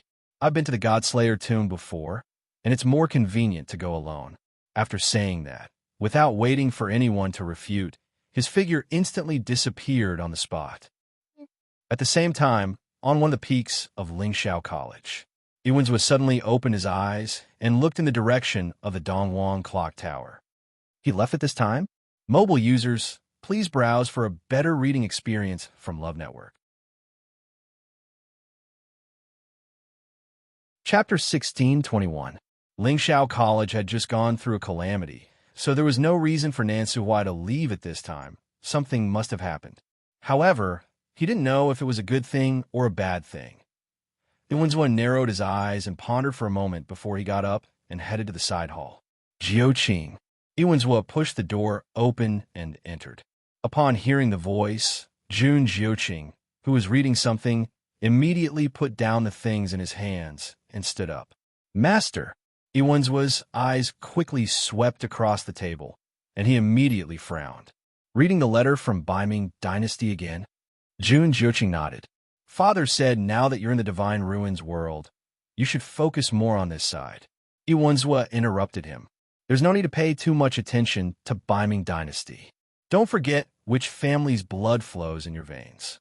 When he said the last half of his sentence, Iwans' eyes were staring straight at Jun Jiuqing, carrying an indescribable pressure. Jun Jiuqing paused for a moment, and the corner of his lips seemed to twitch. You're right, Master. Jiuqing will follow your teachings seriously in the future. Iwans nodded in satisfaction. It wasn't easy for him to raise Jun Jiuqing, so he didn't want him to waste his time and energy on unimportant things. Iwans pressed one hand on the table and tapped it with his fingers. Nan Su Huai left the school just now. A look of surprise appeared in Jun Jiuqing's eyes. At this time, I don't know what he's doing. However, I can probably guess a little. Iwans sneered. The fact that he left Lingxiao College at this time means that the matter is more important to him. It's very likely that it has something to do with Shanghai Yu. A dark light flashed in Jun Jiuqing's eyes and disappeared in an instant. She should still be at Phoenix God Mountain. If the dean goes now, it means that she must have left Phoenix God Mountain. Iwans suddenly stopped what he was doing as countless guesses flashed through his mind. Did something happen to the Shangguan Yu? Iwans muttered. Jun Jiuqing lowered his eyes and asked after a moment. Now that the dean has left, what does Master plan to do next? Iwans' heart was filled with anxiety. This time, Nan Su Huai finally came back, but before they could confront him, he ran away again. After pondering for a moment, his expression finally settled. I'll go after him. You just wait at the academy. Jun Jiuqing raised his eyebrows slightly, adding a touch of wickedness to his already coquettish appearance. Are you sure? No one knew where the dean was going or what he was going to do. If you follow me so rashly. It was precisely because of this that they had to follow him and control his whereabouts. Iwans raised his hand, indicating that he didn't need to say any more. You just have to stay here and take care of the matters in the academy. As for the rest, Master will take care of it. Jun Jiuqing lowered his head. Yes, I will follow Master's orders. Iwans' figure flashed and disappeared on the spot. The room became quiet and empty again. Jun Jiuqing raised his head. The expression on his face was much calmer. He lowered his eyes and glanced at the letter on the table, then sat down again. After he was done, he slowly put the letter away. Then, he leaned back in his chair and closed his eyes. After a while, his eyelashes fluttered slightly, and he opened his eyes again. But at this time, his eyes were filled with a biting, cold, murderous intent. Annihilated again? What are you doing? Digression. The famished February tossed out a small piece of supper and turned over to sleep. Mobile users, please browse for a better reading experience from Love Network. Chapter 1622. Send another one. Jun Jiuqing shouted in a deep voice. The room fell silent again. After a moment, Jun Jiuqing's gaze swept across the letter on the table. He immediately took it in his hand and got up to walk out. Before he reached the door, the void in front of him rippled. In the next second, he raised his hand and waved. A black spatial crack appeared. His expression was cold as he stepped into it. The wind lifted the corner of his clothes, and he disappeared in an instant. Phoenix God Mountain was very far away from the God-slaying mound. There was no teleportation formation between the two places. Fortunately, Chu Luiwei and the rest were not weak. If they traveled at full speed, they would not be too slow. In addition, Shangguan Jing had been to the God-slaying mound before, so they avoided many detours along the way. After traveling for a day and a night, they came to an undulating mountain range. Finally, they decided to rest for a while. Night fell, and the full moon hung high in the sky. The mountain peaks formed winding and surging lines in the dark night. They found a flatter place to rest at the foot of a mountain. The bonfire danced, elongating their shadows. Chu Luiwei sat cross-legged with her hands on her knees. She was concentrating on absorbing the force of heaven and earth. Although she was already a high god, after traveling at full speed for a day and a night, she had used up a lot of her energy. She needed to rest. Dumpling was lying beside her. She had fallen into a deep sleep. Chu Luiwei wanted to let Dumpling return to her body. It would be more convenient that way. However, Dumpling had just transformed into a human. She was curious about everything in the outside world. Chu Luiwei let her be. Hence, her small body could not support her weight. She fell asleep as soon as she landed. In comparison, Rongxiu and Shangguan Jing were in a much better situation. The two of them agreed that Shangguan Jing would guard the first half of the night, and Rongxiu would guard the second half. However, Rongxiu did not go to rest. Instead, he took out a fist-sized round stone and polished it. The stone was black.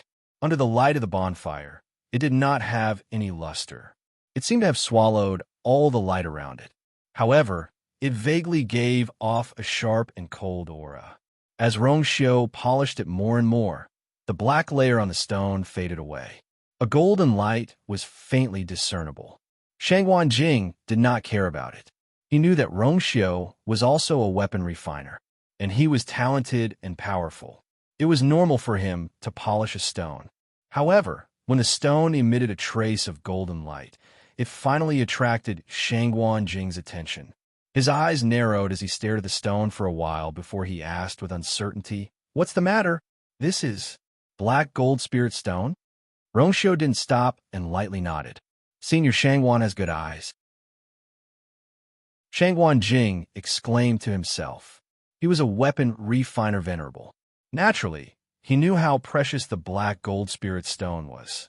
It was extremely hard and could naturally nurture force. Divine weapons forged with the black gold spirit stone were of high levels. The level of a divine weapon was not only determined by the weapon refiner's standard. It was also closely related to the quality of the materials used. Some things could only be forged into high-grade divine weapons at best. This was because the Tianlei power of a king divine weapon was not something it could withstand. Meanwhile, some of them had great potential and could even be used as emperor artifacts or martial highness artifacts. The reason why the black gold spirit stone was so precious was that it could withstand the Tianlei power of a venerable divine weapon. In other words, the success rate of using it to forge a venerable divine weapon was higher. Therefore, it was very famous among weapon refiners. However, the production of the black gold spirit stone was very low. It was also very difficult to find. Therefore, it was considered a treasure among treasures. Even a famous weapon refiner venerable like Shangguan Jing had only heard of it in rumors. He had never seen it before. The Yuntian Tower was indeed rich. They could even take out such a thing. Shangguan Jing decided to watch the Rongxiu forge. The more he watched, the more surprised he was. This was because he realized that the Rongxiu's talent and strength in weapon refinement had actually exceeded his previous expectations. Judging from the way the Rongxiu polished the black gold spirit stone, he was skilled and nimble. He could even be considered to be a master. Even compared to Shangguan Jing, he wasn't much weaker. Shangguan Jing touched his chin. He raised his eyelids slightly and glanced at the Rongxiu. The young man's handsome and devilish face was as clear as jade under the illumination of the fire. He was incomparably noble. Speaking of which, he only knew that the Rongxiu was the #1 in Lingxiao College's weapon refinement ranking. However, he had never seen the Rongxiu forge with his own eyes. Now that he saw it, it was indeed quite amazing. Polishing the black gold spirit stone seemed simple, but the requirements were extremely strict. To be able to reach the level of the Rongxiu, experience alone was definitely not enough. More importantly, one had to rely on talent. Shangguan Jing had always been very proud in this aspect. However, when he saw the Rongxiu's actions, he vaguely felt that the Rongxiu's talent seemed to be slightly better than his. At the very least, when he was at the same age as the Rongxiu, he definitely could not do this. Shangguan Jing rarely admired anyone in terms of weapon refinement. Otherwise, he would not have been able to establish the record of defeating several weapon refinement venerables without being defeated. However, when he looked at the Rongxiu at this moment, he praised from the bottom of his heart. He was indeed a rare weapon refinement genius. However, the strange thing was that in the world of God's ruins, most of the rumors about the Rongxiu said that he was decisive and ruthless. In Lingxiao College, the fact that he occupied the top of the Azure Cloud Roll of Honor made everyone know that he was extremely talented and had extremely strong combat strength. However, it did not seem to be too exaggerated. Logically speaking, with the talent that the Rongxiu actually possessed, his reputation as a weapon refinement master was definitely much greater than now. However, it seemed that no one had specially mentioned it before. Shangguan Jing frowned. Could it be that the Rongxiu was deliberately hiding it? Clang. A crisp sound of collision suddenly sounded, interrupting Shangguan Jing's thoughts. He looked over and saw that the Rongxiu had already finished polishing the black gold spirit stone. The originally pitch-black round stone now shone with a golden light. The layer of black on the surface had been completely polished, revealing a layer of gold. It was clear and lustrous, but it looked extremely tough. Upon closer inspection, one could vaguely see a black pattern on the surface. Those lines flowed and changed into some kind of pattern from time to time, with an indescribable strange beauty. The Rongxiu took out a sharp silver carving knife and began to carve on it. Shangguan Jing could not help but ask, "Rongxiu, what kind of yuan instrument are you going to forge?" The Rongxiu paused, and the corners of his lips curled up slightly. "The pure gold armor that you wore previously shattered, so I thought of forging a better one for her." Mobile users, please browse and read. A better reading experience comes from the Love Network. Chapter 1623. Shangguan Jing was dumbfounded. Armor. Armor. How many black gold spirit stones will be consumed? Rongxiu paused and said, "This is not a problem. It's just that it might take some time. It would be best if it could be completed before entering the god-slaying tomb." Shangguan Jing was so shocked that he couldn't speak. This not a question. Such a small piece was a rare treasure that was hard to come by in the world. He originally thought that Rongxiu was going to forge it into a short sword or something else, but he never expected that he was actually going to forge a set of armor for Yuer. Some time ago, when Chu Luiwei went through the disaster in the Wine Mountain, the pure gold sacred armor on her body was indeed completely destroyed. Shangguan Jing had also thought about this problem, but unfortunately, he never had the chance.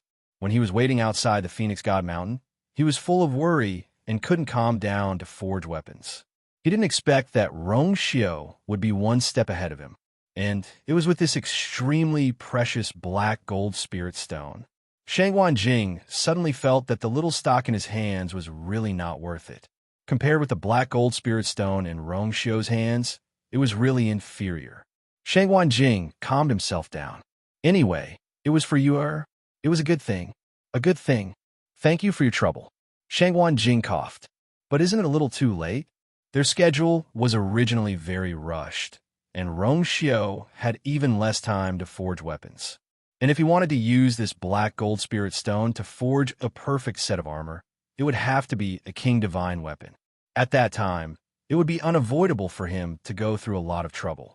To complete it before entering the God-slaying tomb was indeed too difficult. Rongxiu's lips curled up slightly, and he smiled faintly. I'll try my best. Shangwan Jing opened his mouth and glanced at the black gold spirit stone that was shining with golden light. In the end, he nodded.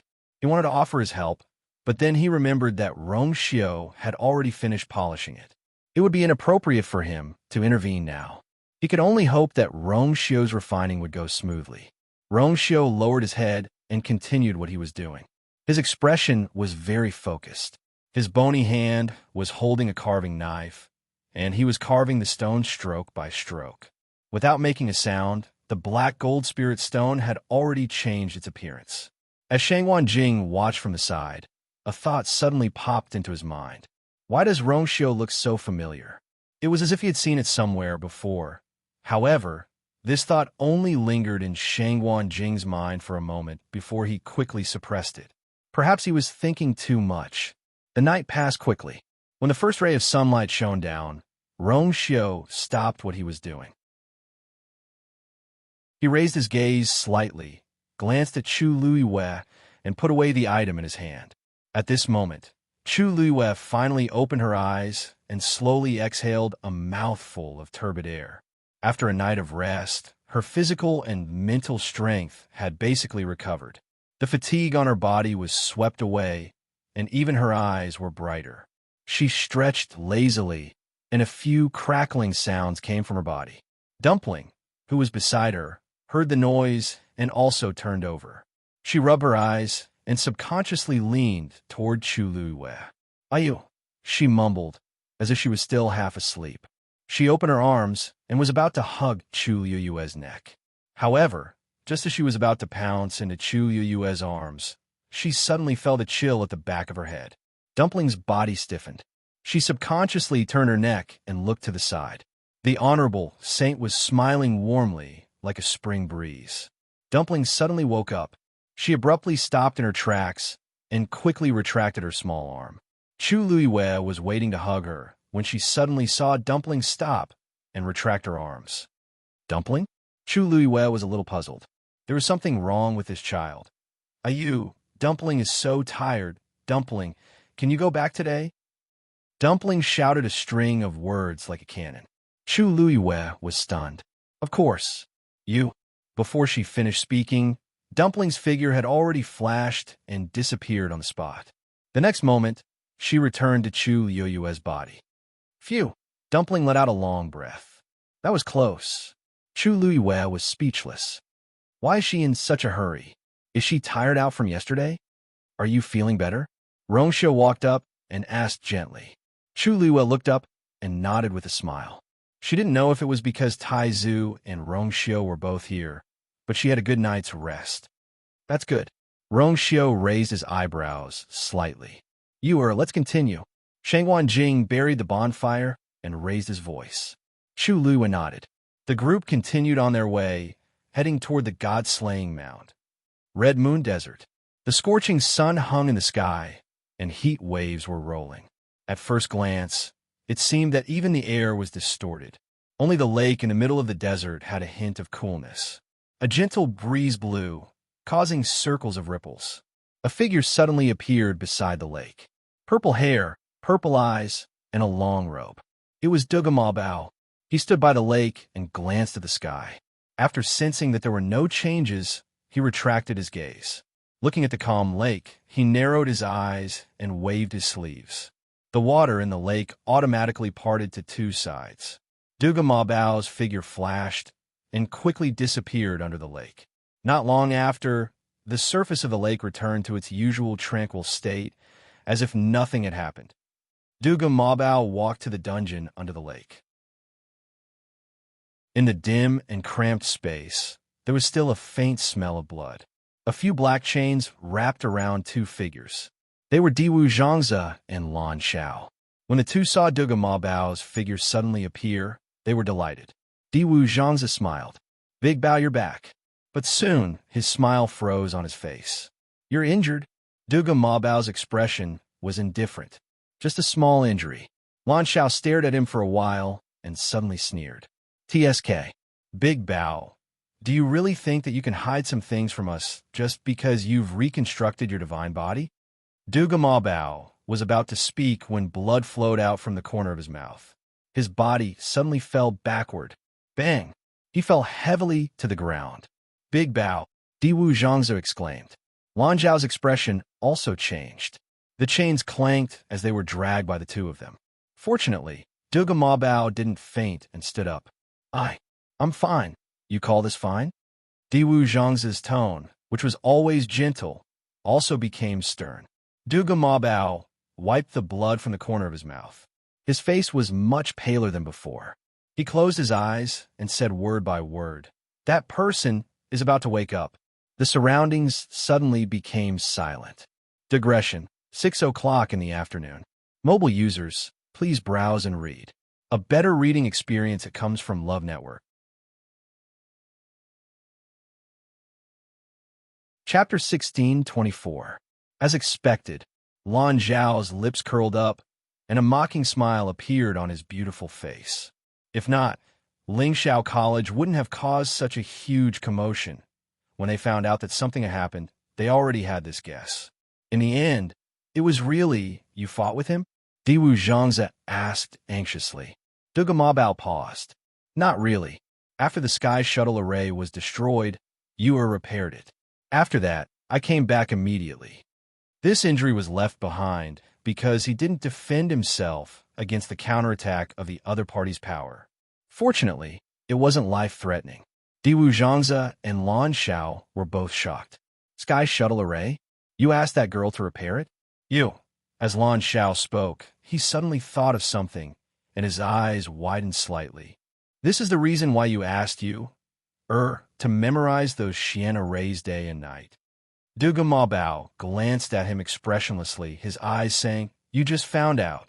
Lan Xiao was instantly dealt a huge blow. You. How old was that girl back then? And you already thought of this." Duga Mabao, "You're already so old, and you're still doing this. How much did you suffer to memorize those things back then? You're really shameless." Although she was very talented back then, her level wasn't high enough, and the Xian arrays Duga Mabao showed her were mostly too profound. In order to memorize those Xian arrays, she put in a lot of effort back then. If not for that, she wouldn't have been able to deal with Lingxiao College's disaster. Duga Mabao looked indifferent. The college will be hers sooner or later. Protecting Lingxiao is also her responsibility. Although it was still a little early, this matter had long been part of Duga Mabao's plan. Looking at his self-righteous look, Diwu Zhangze and Lan Xiao were speechless for a moment. After all, what he said wasn't without reason. Although the process was difficult, the original intention and result were good. From the looks of it, Duga Mabao was not wrong. It can only be said that it was too strict. "Pervert, only that girl can stand you." Lan Xiao pouted. However, after hearing Duga Mabao's words, their worries were greatly alleviated. Only one of his hands is hidden under the mountain of myriad wines. It should still be some time before it fully awakens. Duga Mabao pondered for a moment before looking at the two of them. During this period of time, you two should reconstruct your god bodies as soon as possible. Easy for you to say. Lan Xiao leaned lazily against the metal chain at the side and reached out his hand to lightly knock on the cold and heavy chain. "We've been here for so long, and you're the only one who succeeded. Not only that, but they also paid a hefty price." Duga Mabao's face darkened. Lan Xiao pretended not to see anything and shook his head lazily. Didn't you see that I failed last time? It took me a long time to fix this face. I won't be able to do it again in the near future. As he spoke, he looked up and glanced at Diwu Zhangzi with a smile that wasn't a smile. Diwu, why don't you try? Diwu Zhangzi took half a step back in disdain. Speak properly. Lan Xiao was really sick in the head. Give him some sunshine, and he would be brilliant. He had just confirmed that Duga Ma Bao didn't expose his identity in the world of God, and now he was making waves again. Uft! Lan Xiao closed his eyes and waved his hand. Anyway, you guys can do as you see fit. If he failed again, it didn't matter if he lost his life, but the key was that he might drag these two down with him. It wasn't worth it. Diwu Zhangzi shook his head helplessly and looked at Duga Ma Bao. It's naturally great that you didn't expose your identity this time, but there's no such thing as an airtight wall in the world. There will still be clues left behind. You have to be careful when you go to the world of God next time. Duga Ma Bao knitted his brows slightly and then nodded. They had endured in the Red Moon Desert for 10,000 years. If they failed at the last step, it would be a huge loss.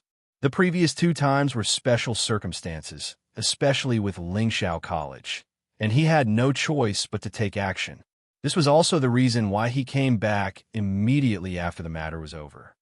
All right, how's your now? Diwu Zhangzi actually wanted to ask just now. The level of the sky shuttle array was extremely high. Although she had Duga Ma Bao's help, it was still a huge challenge for her. Duga Ma Bao's expression softened. She summoned the divine realm and regained her memories. What? Really?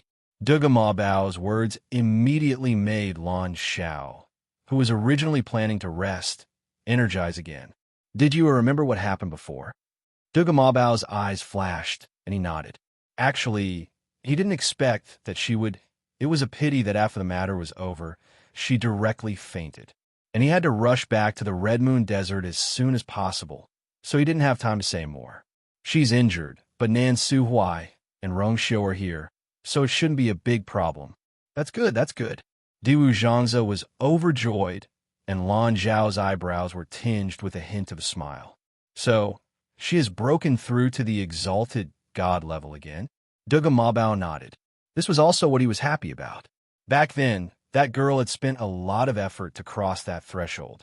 Once she was reborn, the past was gone, and everything started from scratch. Not everyone had such courage and perseverance. Fortunately, she was finally standing in this position again. Duga Ma Bao's lips moved, and he said, but back then, she took the initiative to leave the divine realm to Meng Xian to help her keep it. Losing her memories seems to have been planned by her beforehand. Diwu Zhangzi and Lan Xiao were both stunned when they heard this. There was too much information in this sentence, so they couldn't react for a moment. You're saying that back then, she did it on purpose? Diwu Zhangzi asked dryly. Duga Ma Bao narrowed his eyes. Basically, I'm sure. And Rongxiu should know about this too. So, when we asked him back then, he refused to say it directly. Why? Duga Ma Bao didn't say anything. Perhaps she was the only one who knew the real reason. Forget it, that girl has always had her own opinions. She must have her own reasons for doing this. Lan Xiao, on the other hand, was very open-minded. He smiled and raised his eyebrows. The next time we see her, we'll ask her personally. Won't everything be clear then? Diwu Zhangzi suddenly frowned, and his expression became serious. His reaction immediately attracted the attention of the other two. What's wrong? Duga Ma Bao asked. Diwu Zhangzi rarely showed such an expression. Seriousness, suspicion, confusion, worry. Du Zhangzi raised his eyes, looked at the two, and said word by word. The people from Black Demon Cave seem to have entered the God-slaying tomb. Mobile users, please browse for a better reading experience from the Love Network. Chapter 1625. What are they doing there? Lan Xiao frowned. Haven't they stopped for the past few years? Why are they causing trouble again? The God-slaying mound was a dangerous place. Most people wouldn't go there for no reason. Even those who wanted to train or hunt for treasures wouldn't choose the god-slaying mound. There was nothing there except for corpses that had been deposited for thousands of years. Besides, the god-slaying mound covered a vast area. Once one went in, it would be difficult to come out. Just how bored were the people of the Black Demon Cave to go there? Duga Mabao's eyebrows twitched. Can you find out how many of them went? Diwu Zhangze closed his eyes. A strange totem was faintly discernible between his eyebrows. After a while, he opened his eyes and shook his head. This aura is concealed very well. I can only temporarily determine that the people of the Black Demon Cave have gone to the god-slaying mound, but I can't guess anything else. If I were in the Divine Ruins world, I might be able to see more clearly. Unfortunately, he had been trapped here for tens of thousands of years and couldn't reconstruct his divine body. Naturally, he couldn't go. Those people have never had good intentions. As Lan Xiao said that, he suddenly laughed. However, after so many years, you can still detect their aura immediately. That's not bad. Diwu Zhangze snorted. No matter what, they had to kneel and salute me when they saw me back then. Although I've already cut off contact with them, it's always better to know your enemy. Duga Mabao pondered for a moment and said, "This is strange. Let's not make any moves for now and see what they're planning to do." Diwu Zhangze nodded in agreement. You and Lan Xiao can recuperate during this time. Leave the rest to me for now. 7 days passed in the blink of an eye. Chu Luiwei and the others were getting closer and closer to the god-slaying mound. In the evening, they arrived in front of a forest that stretched endlessly. The strange thing was that the trees in the forest were all black with red leaves that weren't dense. The leaf was about the size of a palm. It was extremely thin and had a serrated edge. At first glance, they looked like red flying daggers. Shangguan Jing looked ahead with a solemn gaze and said in a deep voice, "This is the Scarlet Soul Forest. Once we pass through here, we will reach the god-slaying mound." Hearing his serious tone, Chu Luiwei felt a chill in his heart. This place should be dealt with carefully. She tilted her head and looked ahead.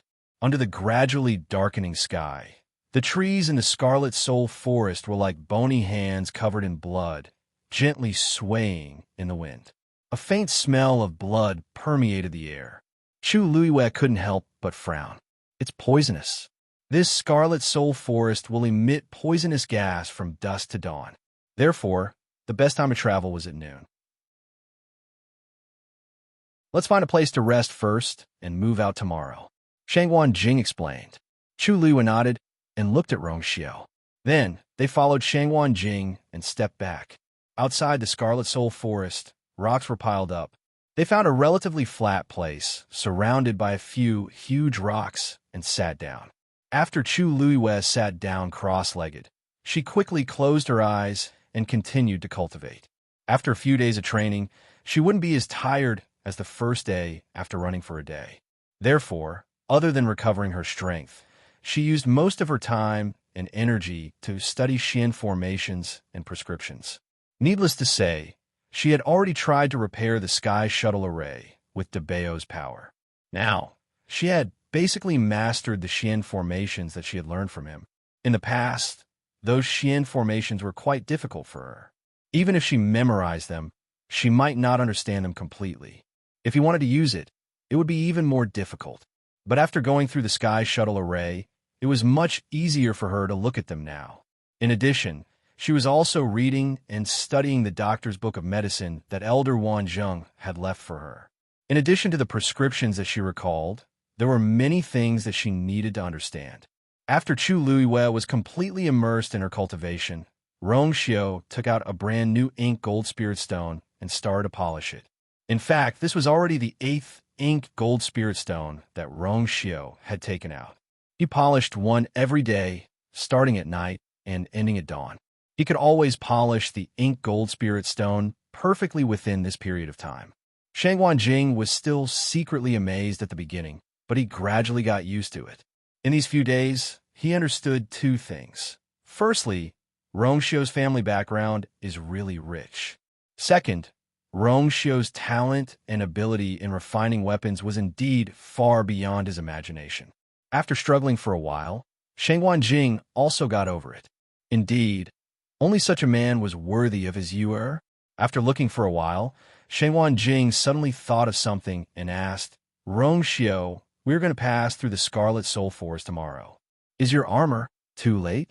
Rong Xiao stopped what he was doing and looked up. Shangwan Jing hurriedly said, Don't get me wrong. I'm not rushing you. I know that your efficiency is already very high. It's just that these days, you haven't slept or rested. I'm worried that you've exhausted too much energy. The Scarlet Soul Forest and the God-Slaying Tomb are both extremely dangerous places.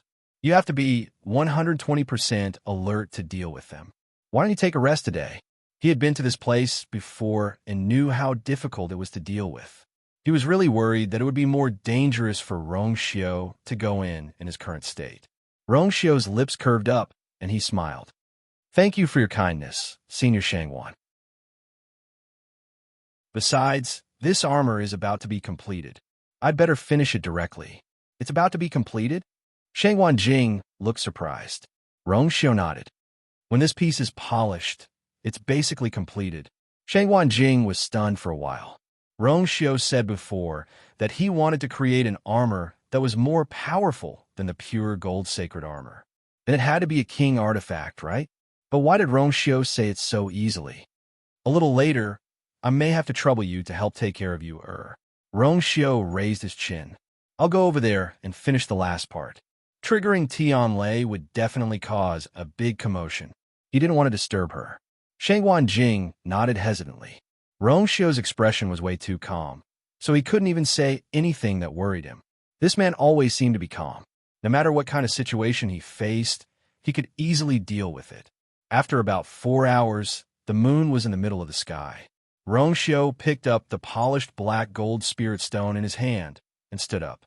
He was about to walk forward when a young woman's voice suddenly came from not far away. This is the Scarlet Soul Forest? It doesn't look very good. Digression. These few days, the update time has been more casual, so today's update will end here. I won't let everyone wait any longer. Tomorrow at 12:05 p.m., mobile users, please browse and read. A better reading experience comes from the Love Network. Chapter 16:26.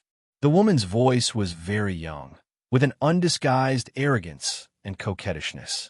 It was as if she really did not put the Scarlet Soul Forest in her eyes. Rong Xiao's gaze turned, and he lightly glanced in the direction of the voice. About 100 feet away from them, a group of people seemed to have just arrived.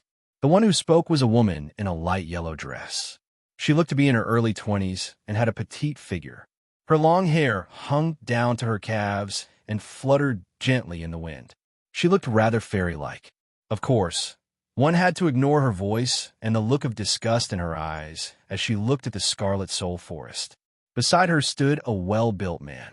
He looked to be in his late 20s, with sword-like eyebrows and starry eyes.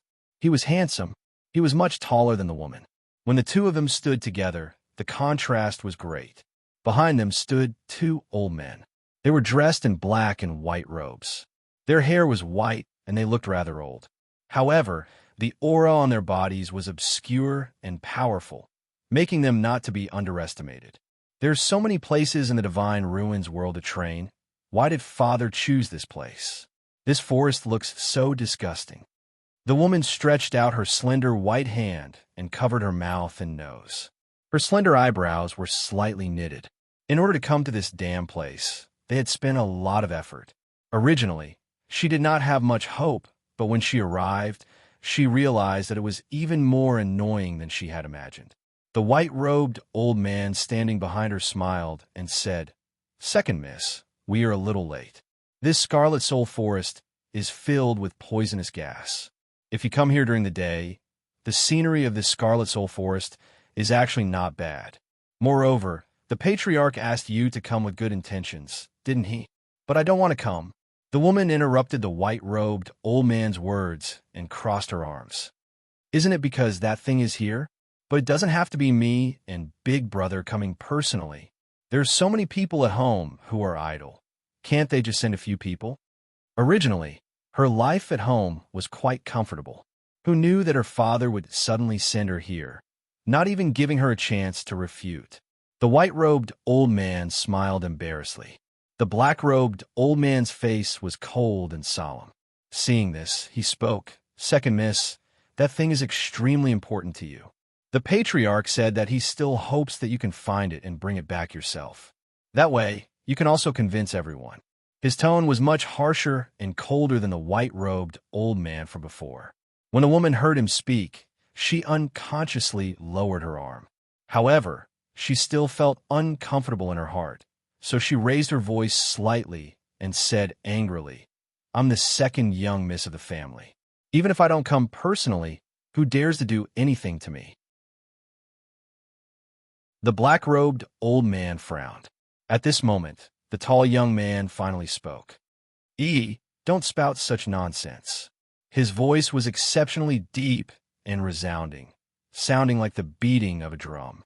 The tone of his voice carried the majesty and dominance of someone who had been in a high position for a long time. The woman called finally restrained her temper and stomped her feet. Got it.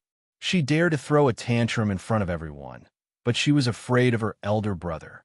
This was also the reason why his father had sent him along this time. With him around, she had no choice but to suppress her temper. The young man gently patted her head, a doting smile on his face. "Be obedient. If you perform well, I will reward you when we return." Before he could finish his sentence, his expression suddenly froze and his voice came to an abrupt halt. Seeing his strange reaction, the woman couldn't help but ask, "Elder brother, what's wrong?" As she asked, she followed her elder brother's gaze and looked back. She was immediately stunned by what she saw. Not far away, a man dressed in white stood with his hands behind his back. The moonlight was like water and seemed to be exceptionally gentle when it fell on his back. Even though it was already late at night and most of the surroundings were shrouded in black shadows, it was still difficult to conceal this man's peerless charm. In fact, there was no need to see the man's facial features clearly. Just by looking at his aura from afar, one could tell that he was already more magnificent than a million other people. Nanny widened her eyes slightly. For a moment, she felt as if her heart had been struck hard by something. The man only glanced over indifferently, then retracted his gaze and turned to leave. Nan subconsciously opened her mouth, but she couldn't say anything for a moment. "Sir, please wait." She didn't move, but Nan Yuxing, who was standing by the side, had already spoken. Rongxiu stopped and turned back to look at them. "What's the matter?" His voice was as cold as jade striking against each other, naturally carrying some coldness and indifference. Obviously, he wasn't interested in continuing the conversation with them and didn't want to have anything to do with them. Nan Yuxing slowly clenched his fist behind him. "May I know what you heard just now?" Rongxiu's expression was even more indifferent. "I heard everything. The two of them weren't far from each other, and he was powerful. So how could he not hear?" Nan Yuxing's expression changed slightly. He didn't expect the other party's attitude to be so tough. But on second thought, everyone had some ability. It would be more appropriate for them to be frank with each other. He cupped his fists. "What my sister said just now was just a casual remark. Please, I'm not interested in knowing this." Rongxiu didn't wait for him to finish and interrupted him indifferently. He wasn't interested in the background and identity of these people. As for what they were looking for in the god-slaying tomb, he didn't want to know at all. "I still have something to do. Goodbye." He still had a rush to refine the armor for you and didn't want to waste a single second on irrelevant people.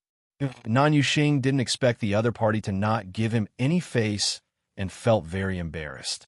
He was born noble, and no one had ever given him such a face in front of him. How arrogant. He sneered. "Eldest young master, do you want to?" The white-robed elder asked tentatively. Although they didn't say the most important thing just now, that man still heard a lot.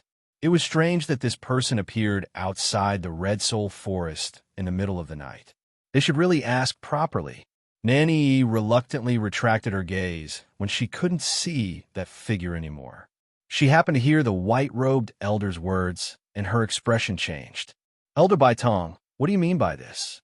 "He was just passing by, and I didn't say anything important just now. Why are you making a fuss over nothing?" Elder Baitong was stunned by the sudden reprimand. Why was Second Miss so angry all of a sudden? This. Of course, it's because our mission is important and can't be easily known to outsiders. What if? It's clearly because we didn't notice that someone was here. Why are you blaming others in the end? Nan Yi frowned. In short, we can't find trouble with them. Mobile users, please browse for a better reading experience from Love Network.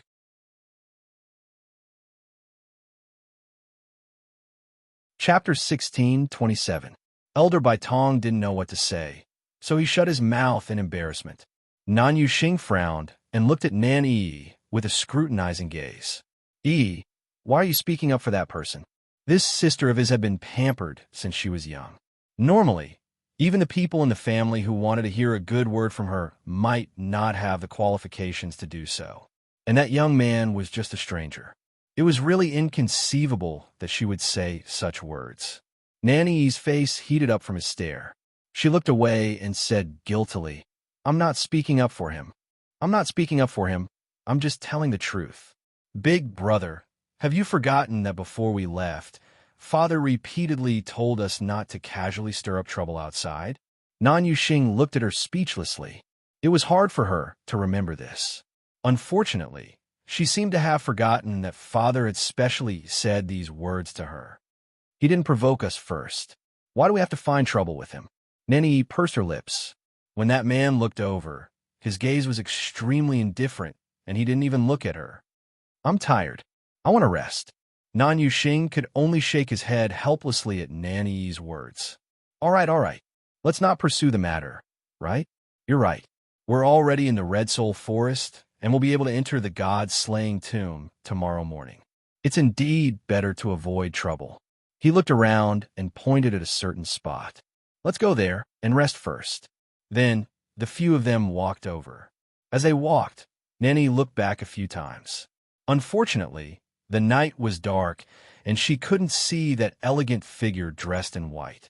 She retracted her gaze in disappointment and sat down behind a large rock with Nan Yuxing. Nan Yuxing glanced at her from the corner of his eye, and his eyes darkened. How could Nanny's thoughts escape his eyes? She wasn't being kind. It was most likely that she had taken a fancy to that man just now. Nan Yuxing frowned.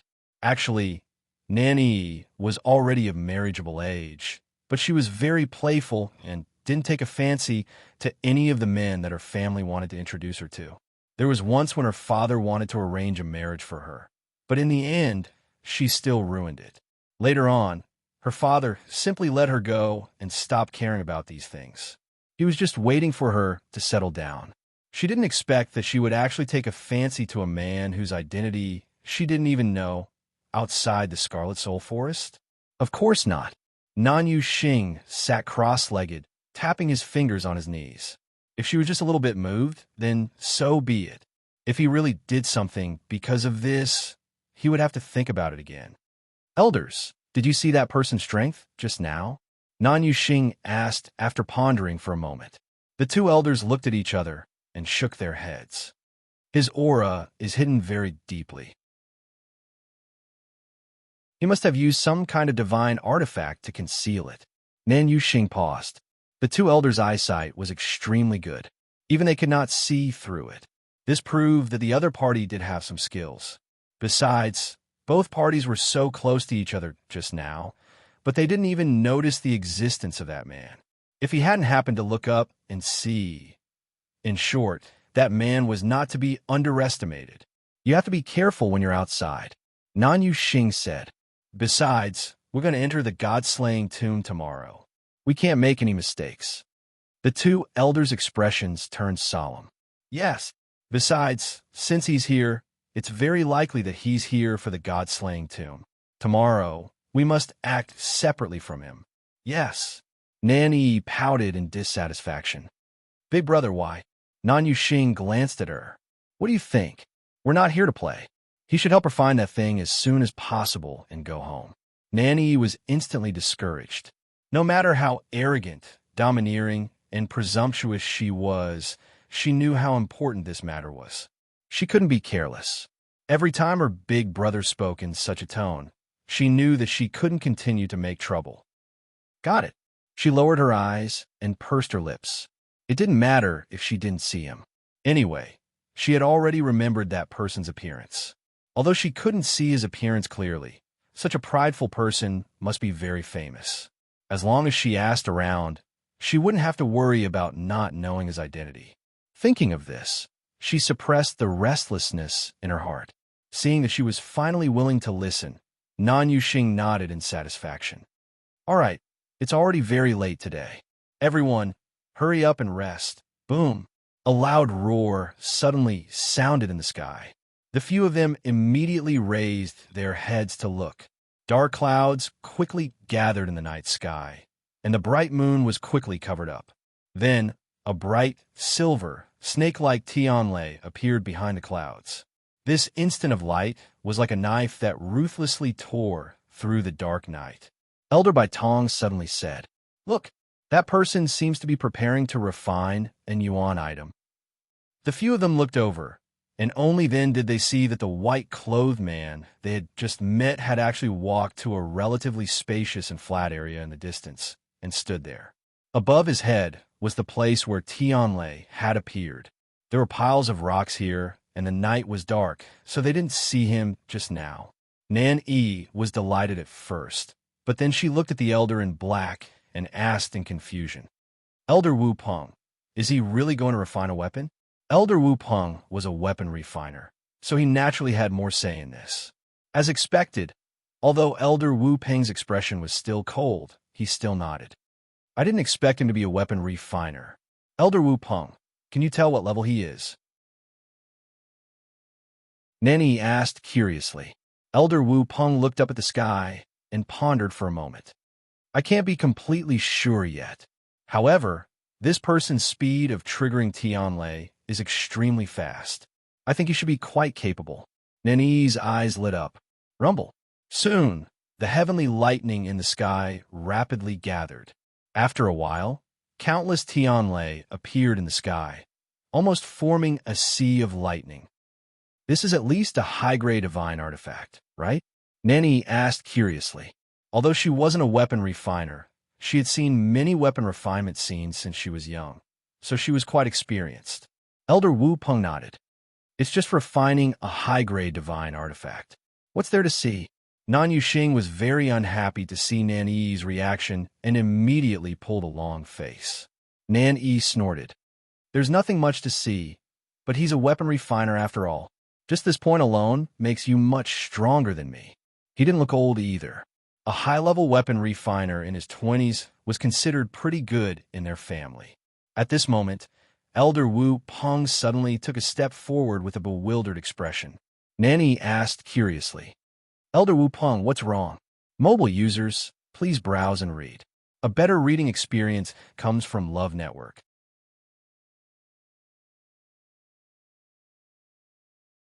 Chapter 16:28. As she looked, she turned back to look. She saw that the man in white had taken out a few stones that glowed with a faint golden light. Those stones were of the same size and shape, and they were arranged in a row. Upon closer inspection, she could even see that there seemed to be black veins inside. Nan Yuxing was also shocked when he saw it clearly. Ink gold spirit stones? Elder Wu Peng nodded. The rest of them looked at each other. This thing was extremely precious. How could this man take out so many of them at once? Moreover, they were used to refine weapons. So many ink gold spirit stones. What kind of divine weapon is he refining? Nan Yuxing frowned slightly. He had only been suspicious before, but now he was basically certain that this man's identity was extraordinary. Elder Wu Peng did not say anything. His eyes were fixed on that spot. Perhaps influenced by the atmosphere, the rest of them fell silent at the same time. After placing the 8 ink gold spirit stones, Rongxiu looked up at the sky. Tianlei was gathering and swimming wildly. The next moment, he gently closed his eyes. There was a brief silence. Following that, countless bolts of lightning came crashing down from the sky. Boom, boom, boom. Tianlei came crashing down. They hit the ink gold spirit stones hard. Sparks flew everywhere. His figure was almost completely swallowed by the dazzling light. He's not refining a high-grade divine weapon. Seeing this, Elder Wu Peng finally spoke in a deep voice. His tone was firm. He's refining a king divine weapon. The rest of them did not say anything. Actually, even if he did not say anything, they could tell. How could refining a high-grade divine weapon cause such a commotion? It was rare for them to see such a young, king divine weapon refiner. He's quite capable. Nan Yuxing narrowed his eyes. But why does he want to refine weapons here? Refining a king divine weapon required a lot of time and energy. Even a king divine weapon refiner could not guarantee that he would succeed every time. Under normal circumstances, they would choose a quiet and safe place in advance and find someone to stand guard for them to ensure that they would not be disturbed before they officially began refining. One had to know that once the refining process was disturbed by external factors, the failure of refining was a small matter. If it caused a backlash to the refiner, it would be terrifying. But this man actually directly refined weapons outside of the Scarlet Soul Forest just like that. Was it because he was too ambitious, or did he have full confidence and confidence in himself? Arrogance. Nan Yuxing made a judgment in his heart. He had lived for so many years, and with his special status, he had seen many proud people. Even he himself was one of them. But the man in front of him was still more frivolous and arrogant than most people he had met. Even if the other party didn't say much to them from beginning to end, but he could still feel the arrogance in the other party's bones. This made him very unhappy. A weapon-refining king at this age should be quite famous in the Divine Ruins world. Why don't I have any impression of him? Nan Yuxing searched his mind for a while, but he still couldn't find the right person. Elder Wu Peng, can you guess this person's identity? Elder Wu Peng shook his head. Either the other party disguised his appearance, or he's a newly advanced weapon-refining king. He paused for a moment and hesitated a little. Actually, in his opinion, both of these situations were unlikely. What kind of person could disguise himself as such a talented and magnificent person? If an ordinary person wanted to disguise themselves, they would basically go in the direction of keeping a low profile. Who would do the opposite? Anyone who saw this appearance would never forget it. Then what was he after? As for the second guess, to a certain extent, it was even more ridiculous. He was a weapon refiner himself, so he could naturally see the other party's proficiency and ease. This was definitely not the strength and state that a newly advanced weapon refining king should have. There's another possibility. He concealed his true strength in the past. Only in this way can we explain many things that don't make sense. That's why he deliberately refined weapons here. Nan came to a realization. There's basically no one here, so he specially chose this place. It's just that he definitely didn't expect to meet us. This was really a coincidence. The Scarlet Soul Forest actually circled around the God-slaying mound, but they just had to meet in this place. If this wasn't a coincidence, then what was? Hearing this, Nan Yuxing was slightly relieved. It seemed like this white-clothed man had indeed come here to find a convenient place to refine weapons. He didn't want to expose his identity, and they didn't want to interact with him. This way, both sides would mind their own business, which was not a bad thing. More importantly, it usually took a very long time to refine a king artifact. The shortest was a month, and the longest was half a year. He had even heard of someone who spent a full 3 years just to refine a king divine weapon. This showed how troublesome this matter was. If this was the case when they passed through the Scarlet Soul Forest and entered the God-slaying mound tomorrow, this man would probably still stay here. Then, they wouldn't have to bother to separate from him. At this moment, another loud noise came from the sky. Several Tianlei appeared one after another. Nan Yuxing's expression changed slightly. Wasn't this person a little too fast to trigger the Tianlei? Enveloped by the light, Rongxiu's eyes were still closed, and his expression didn't change. He raised his arms slightly, and his slender and fair fingers clenched into the air. The 8 black gold spirit stones started to fuse rapidly under the bombardment of the Tianlei. Mobile users, please browse for a better reading experience from the Love Network.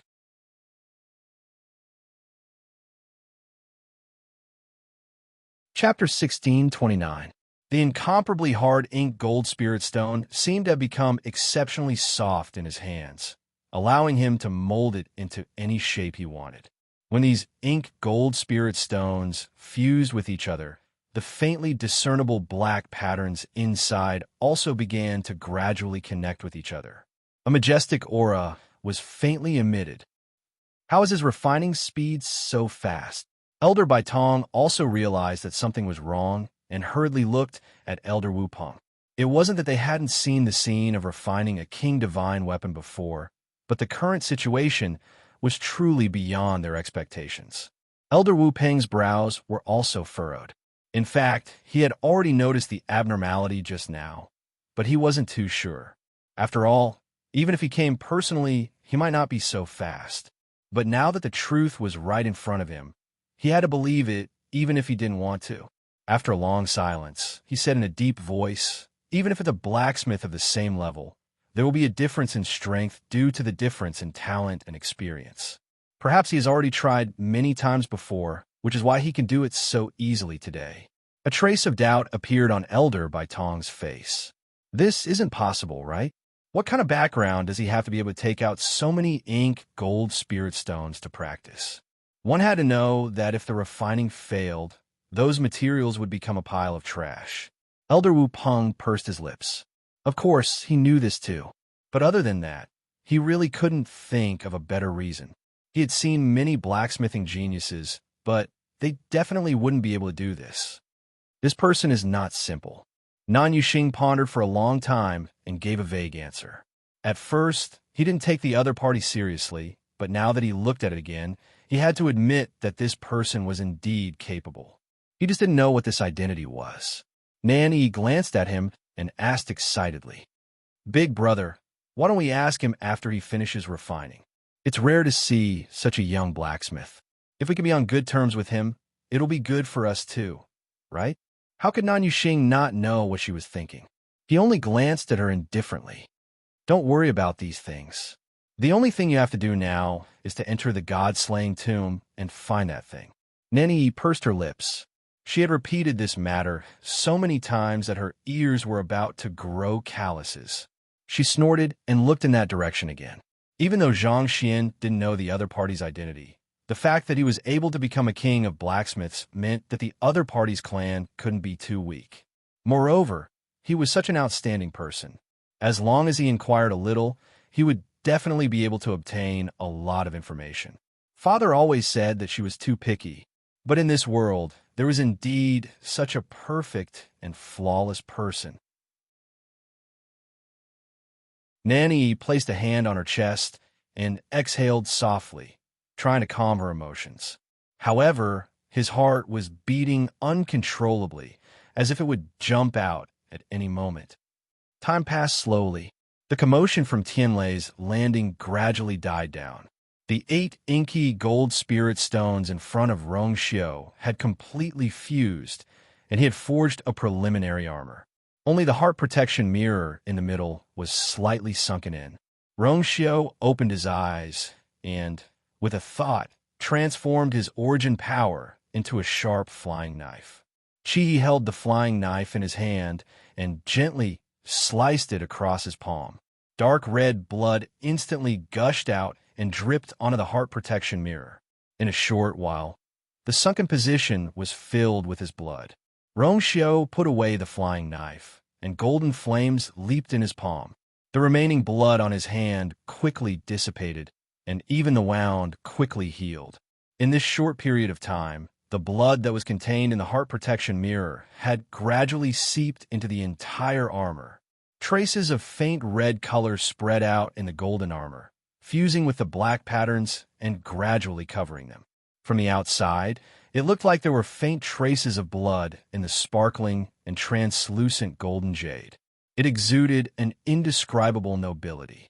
When the last drop of blood spread out, the smell of blood completely dissipated. The crimson lines became the strange patterns that were engraved on the inside of the armor. Rong Xiu's lips were slightly pale. However, his deep phoenix eyes became more and more focused. The light flickered and reflected in his eyes, dazzling. "Is it going to end?" Elder Baitong asked curiously as he raised his head to take a look. Tianlei didn't appear in the sky again. How long has it been? It shouldn't be, right? Maybe it failed. Nan Yuxing said. It wasn't as if such a situation had never happened before. He was already used to it. He was so eager to trigger Tianlei just now. So now it should be kaboom. Before he could finish his sentence, he heard another loud bang coming from the sky. This sound was even louder than before. Then, behind the thick clouds, several more Tianlei appeared one after another. Nan Yuxing's face was a little ugly. In the next moment, those Tianlei fell again. Sparks flew everywhere. They could barely see the silhouette of the figure. Elder Wu Peng's eyes darkened. He might be able to succeed before dawn. The remaining 3 people were shocked when they heard this. But even Elder Wu Peng said so. Then, Nan Yuxing slowly clenched his fists. The other party was in such a hurry. Could it be that he also planned to enter the god-slaying mound tomorrow? Rongxiu began to forge and carve more carefully on the armor. He spent 120% of his energy on every inch and every part to make it perfect. The night gradually faded away. When the sky started to brighten, he finally stopped what he was doing. Mobile users, please browse for a better reading experience from Love Network.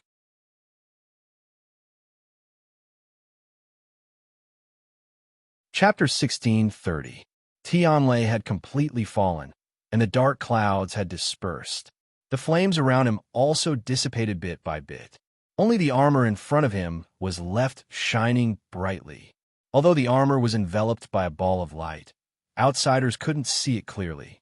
However, that vast and powerful aura was impossible to ignore. Elder Wu Peng and the others fell into a dead silence. They all knew very well that it was indeed a King Divine weapon. This man actually really only used one day. No, in just one night, he had crafted an Emperor artifact. Although they were already mentally prepared, when they really witnessed everything with their own eyes, the shock in their hearts was still indescribable. Rongxiu waved his wrist lightly, and that ball of light fell into his hand and disappeared. At this moment, the sky was about to brighten, and the surroundings were shrouded in a faint layer of fog, making it hazy. Dressed in white, he stood in the misty fog, looking even more like an immortal, elegant, and outstanding. Nan Yi was a little stunned. At this moment, he suddenly turned around and walked over. His footsteps were light and calm, but every step seemed to be stepping on Nan Yi's heart. Nan Yi subconsciously held her breath, and her entire body tensed up. His heart thumped wildly, and his face seemed to be on fire. She had never thought that a man who she couldn't even see clearly could control her emotions so easily. The distance between them was getting closer and closer. Nan Yuxing looked at Nan Yi and saw her staring blankly ahead. He wanted to speak. However, when the words were about to come out of his mouth, he suddenly couldn't say it. He had never seen his sister reveal such an expression for anyone before. Although he was usually a little strict with her, he still doted on her in his heart. If she really liked him, as long as the other party had a decent background, such good looks and talent as a weapon refiner, she might consider him. At the thought of this, he took a step forward and cupped his hands politely. "Sir, please wait." Rongxiu didn't stop, as if he didn't hear him at all. Nan Yuxing frowned. This man did have the right to be arrogant, but it wouldn't be good if he went overboard. He took a few steps forward and blocked Rongxiu's path. Rongxiu then stopped, looked up, and glanced at the other man. Nan Yuxing's heart skipped a beat. This man's eyes were deep and serene, like a bottomless cold lake. And this gaze was extremely cold and indifferent. It was as if the person standing in front of him was not a living person, but an insignificant object. This gaze made Nan Yuxing very uncomfortable. However, he was no longer a greenhorn, so he could still control his emotions. The smile on his face did not change. "Your Excellency, please don't misunderstand. We have no ill intentions. I am Nan Yuxing. Seeing that you're already a king of blacksmiths at such a young age, I am very impressed. I wonder if we can be friends? In the future." "No need." Before he could finish, Rongxiu had already given him a straightforward answer. After saying that, Rongxiu took a step, bypassed him, and continued to move forward. Nan Yuxing was still in a daze. It was rare for him to take the initiative to build a relationship with someone, but he was rejected. Usually, countless people wanted to talk to him and make friends with him, but they might not have the chance. This man he was so angry that he laughed and turned around. "You are so arrogant." Although he was laughing, the sarcasm in his words couldn't be clearer. Rongxiu didn't even stop in his tracks. Nan Yuxing finally couldn't maintain his expression. Before he could flare up, Nan Yi had already rushed forward. "You, wait." She jogged over and quickly rushed in front of Rongxiu. A change finally appeared in Rongxiu's indifferent expression. His brows furrowed slightly, and a hint of impatience appeared between his brows. Nan Yi looked up and saw his face. For a moment, her mind was almost blank. Previously, she hadn't been able to see his face clearly, but now that they were only a few steps apart, she could see him clearly. His sharp eyebrows reached his temples, his phoenix-like eyes were as deep as the sea, his nose bridge was high, and his crimson lips were like the first color of spring. It was clearly an extremely cold and distant face, but there was a hint of spring in it. For a moment, he was as cold as a fairy, but in the blink of an eye, he was as charming as a demon. He could really be called a peerless beauty in the world. Suddenly, the words that Nan Yi had prepared were stuck in her throat, and she couldn't say them. This face had such a huge impact on her that she didn't notice the impatience in Rongxiu's eyes. "Move aside," Rongxiu spoke. His voice was as cold as ice, but it also had a noble aura that couldn't be disobeyed. Almost instinctively, Nan Yi took a step to the side. Seeing this scene, Nan Yuxing was furious. His sister had always been fearless. Their entire family treated her like the apple of their eye, afraid that she would be aggrieved if they bumped into her. In the end, not only did this man not give her any face, he even directly ordered her to move aside. Nan Yuxing's figure flashed. In the blink of an eye, he appeared beside Nan Yi. He pulled Nan Yi behind him and took a step forward with a sneer. "Is the king of weapon refinement really so amazing? We are kind enough to befriend you. Why do you have to be so high and mighty?" He had only given Yi some face because she liked him. Unfortunately, the other party didn't seem to appreciate it, refusing a toast only to be forced to drink a forfeit.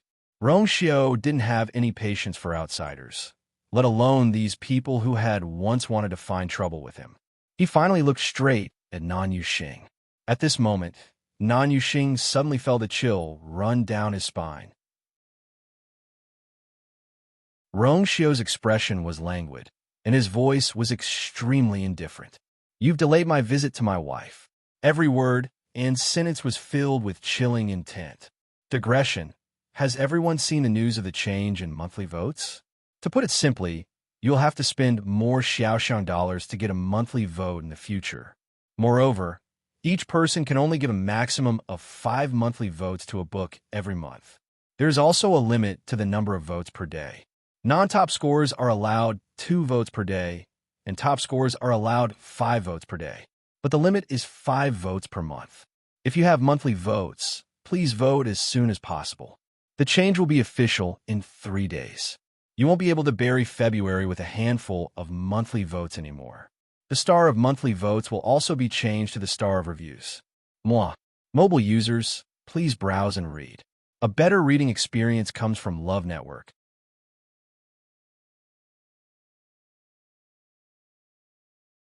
Chapter 16:31. A coldness surged from the bottom of his heart, causing Nan Yuxing to feel cold all over. However, Nan Yi's attention was on a certain word. "Madam?" He was already married? Nan Yi's heart instantly turned cold, as if a basin of cold water had been poured over her head. "Rongxiu." At this moment, a clear female voice sounded from behind. Nan Yuxing and Nan Yi saw the man who had spoken coldly and mercilessly to them just a moment ago, looking straight ahead. In an instant, the frost in his eyes melted rapidly. What replaced it was an unconcealable gentleness and gentleness. His scarlet lips curved slightly, and there seemed to be a stream of light flickering in his deep phoenix eyes. The aura around him also became completely different. You're awake?" As he spoke, he directly walked past the brother and sister and walked over. A faint cold fragrance swept past her nose. Nanny turned around in a daze and looked in the direction he had gone. Not far away, behind a few stones, stood a woman. That woman was dressed in a red dress and looked to be only 17 or 18 years old. Her skin was as fair as snow.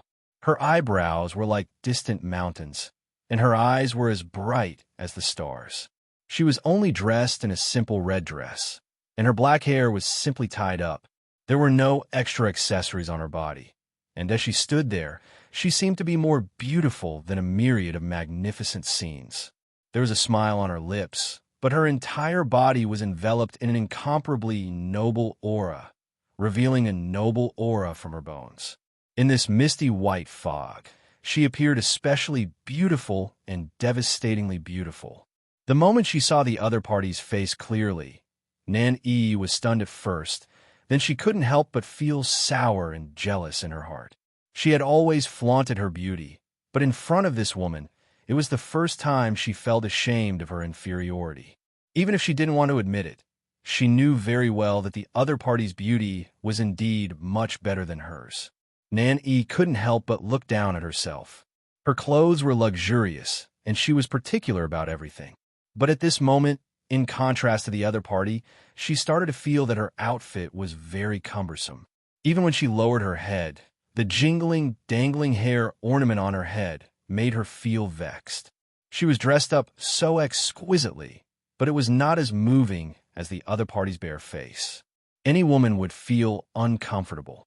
Rongxiu had already walked over and tucked the strands of hair by her cheek behind her ear. His movements were skillful and natural. He looked at the person in front of him, his voice low and pleasant. "Did you rest well? Did I disturb you?" Chu Luiyue shook his head and smiled. "No, actually, I woke up when you were refining just now." Rongxiu frowned slightly and glanced at Shangwan Jing behind him. Shangwan Jing shrugged helplessly. With such a huge commotion, even a barrier wouldn't be able to stop it. Originally, before Rongxiu prepared to refine, he was worried that he would disturb her rest, so he specially set up a layer of enchantment. But from the looks of it now, it should be useless. She had always been sensitive to these things, so it was impossible for her not to have noticed it. Rongxiu raised his eyebrows slightly, and a smile appeared in his eyes. He took out a ball of light and handed it over. "Take a look." Chu Luiyue took the item, and a hint of surprise flashed across her eyes. She knew that Rongxiu was extremely talented in refining weapons. It wasn't that the two of them had never competed in this aspect before, but she basically lost. Moreover, she had never tested Rongxiu's true strength. This was the first time she had seen Rongxiu refine an Emperor Divine weapon with her own eyes. Others might not be able to see it clearly, but this thing was in her hands now, so she could see it clearly. It was a suit of armor. The entire body was a faint golden color, but the texture looked more like jade, but it was extremely light in the hand. You can drip blood directly to recognize it as your master, Rongxiu said. Chu Luiyue nodded slightly, took out a dagger, and cut her palm. Dark red blood immediately gushed out. It dripped on the armor. The armor flickered with light, and the blood was quickly swallowed and absorbed, disappearing on the surface of the armor. Extremely thin, blood-colored patterns appeared inside. In an instant, Chu Luiyue sensed that there seemed to be some kind of connection between her and the armor. After that, with a flash of light, the armor quickly disappeared. Chu Luiyue blinked. The wound on her hand quickly healed, leaving only a faint pink scar. A faint layer of golden light enveloped Chu Luiyue's body, but quickly disappeared. But she knew very well that the armor had already recognized her as its master. Then, she seemed to have sensed something, and her eyes widened slightly as she looked at Rongxiu. Do you like it?" Rongxiu asked with a smile. Chu Luiyue's words were suddenly stuck in her throat. After a moment, she nodded seriously. "I like everything you give me." The scene of the two talking and laughing as if there was no one else around deeply provoked Nanny. She couldn't help but take a step forward. You gave her the king divine weapon that you worked so hard to refine so easily. A cold glint flashed across Rong Xiu's eyes. Chu Luiyue blinked and looked at the other party for the first time. In fact, she had seen and heard the scene of the siblings blocking Rong Xiu just now. It was obvious that this woman had taken a fancy to Rong Xiu. Otherwise, she wouldn't have been so unforgiving. And you, do you know how much effort he put into refine this? You actually accepted it with a clear conscience? As if sensing Chu Luiyue's gaze, Nanyi directly aimed the cannon at Chu Luiyue. No matter what, that was a king divine weapon. She gave it away so easily. Looking at Nanyi's agitated and resentful appearance, Chu Luiyue was a little amused. She raised her brows and was about to speak, but Rong Xiu had already turned around.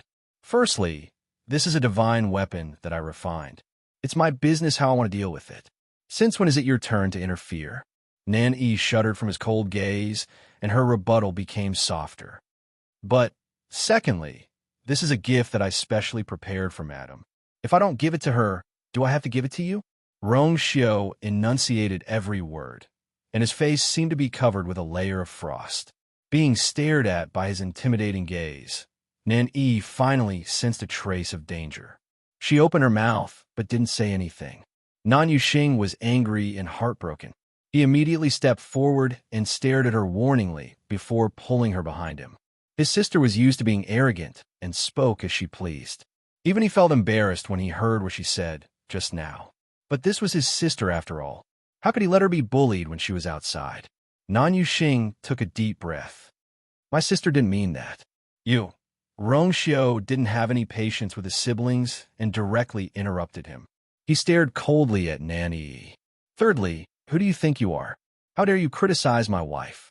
Mobile users, please browse and read. A better reading experience comes from Love Network.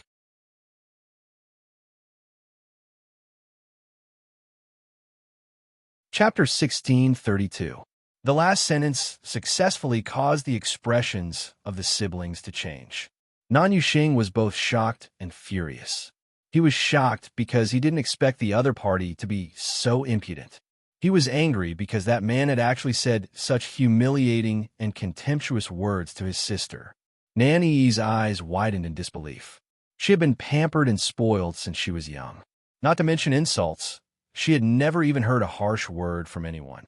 Now that she was suddenly pointed at and scolded, she naturally took a long time to regain her senses. After she regained her senses, her face quickly flushed red. Something seemed to be surging crazily in her chest and was about to burst out from her chest. She wanted to refute, but even her voice was trembling, because her emotions were very complicated at this moment. It was the first time she liked someone, but she didn't expect the other party to say such words before she could express her feelings. The impact was so great that she didn't even have time to be angry. She was completely stunned. Nan Yuxing hurriedly turned around to look at her. When he saw her expression, his heart ached. When had his precious sister ever suffered such grievances? Sir, aren't you going overboard with your words? Nan Yuxing raised his voice, and the aura around him began to surge. He only said a few words casually, but you're so rude. Is bullying a woman like this something a man should do? Rong Xiu's brows moved slightly. She said all those things, and she deserves it. Instead of criticizing others here, why don't you go back and think about how to change your precious sister's bad habit of speaking without thinking? The other party had offended him time and time again, and he was already impatient with them. If it weren't for the fact that he still had to refine this armor, he would have already been rude to them yesterday. Nan Yuxing was so angry that smoke was coming out of his 7 orifices. It had been a long time since he met such an arrogant and impudent person. Yes, such a young king of weapon refinement was indeed outstanding. But this didn't mean that they were afraid of him. Looks like you don't intend to apologize? He asked gloomily. In his words, there was already an unconcealable, murderous intent surging. When Nanyi saw this, she hurriedly went forward and grabbed his arm. Brother, what are you doing? Nan Yuxing frowned. He humiliated you. So, I naturally planned to teach him a lesson and help you vent your anger. Of course, Nanny knew what he meant. In the past, she had often asked Big Brother for help. But it was different this time. If Big Brother beat him up, then wouldn't the other party really see her as an enemy? She was angry, aggrieved, and furious. However, he didn't want to completely fall out with the other party because of this. Big Brother had always been ruthless. If he killed or crippled someone, it's not his fault. Why did you hit him? Nanny bit her lip and looked at Chu Luiwe with resentment. The look in his eyes was very clear. If there was someone to blame, it should be her. If it wasn't for protecting her, he definitely wouldn't have done this. Chu Luiwe. She hadn't even said a single word from the start to the end, and this hat was actually placed on her head? How could Nan Yuxing not know what his sister was thinking? It was nothing more than reluctance. Nan Yuxing really expected better from her. His words were already so harsh, and his attitude was so clear, but she still refused to come to her senses. At this time, she was still speaking up for him? What the hell? He originally wanted Nanny to step back and make a move himself. However, Nanny hugged his arm tightly and refused to let go. Nan Yuxing was angry and frustrated. In the end, he could only grit his teeth and hit Nanny's head hard. In the past, he only thought that she was a little delicate and willful, but he didn't know that she could go to such an extent for a man. He was really disappointed. The atmosphere between the siblings fell into a stalemate. Eldest young master, second Mississippi. It's daybreak, and the poisonous gas in the Scarlet Soul Forest has dissipated. It's time to go in. Elder Wu Peng spoke at the right time to break the stalemate. Elder Bai Tong also hurriedly acted as a peacemaker. Yes. The time it takes to pass through the Scarlet Soul Forest is very short. Young master, miss, we have to hurry. The two of them said this to give them a way out. Nan Yuxing grabbed Nan Yi's wrist and headed in the direction of the Scarlet Soul Forest. Let's go. They were here because they had something important to do. As for that man who didn't know what was good for him, when everything was over, they would think of a way to deal with him. Nan Yi's wrist hurt from being grabbed, and she frowned. However, she knew that her elder brother was angry at this moment and didn't dare to say anything. She could only follow them. The two elders also followed one after the other. When the two sides brushed past each other, Elder Wu Peng gave Rong Xiao a meaningful look. Rong Xiao's expression was indifferent and calm, as if he didn't take them seriously at all. Chu Luiwe blinked and looked at the few people's back view. Rong Xiao was considered famous in the Divine Ruins world, and many big shots had seen it before. These two people seemed to be of high status, but they didn't seem to know Rong Xiao. What are you thinking about? Rong Xiao's voice sounded. Chu Luiwe looked back thoughtfully.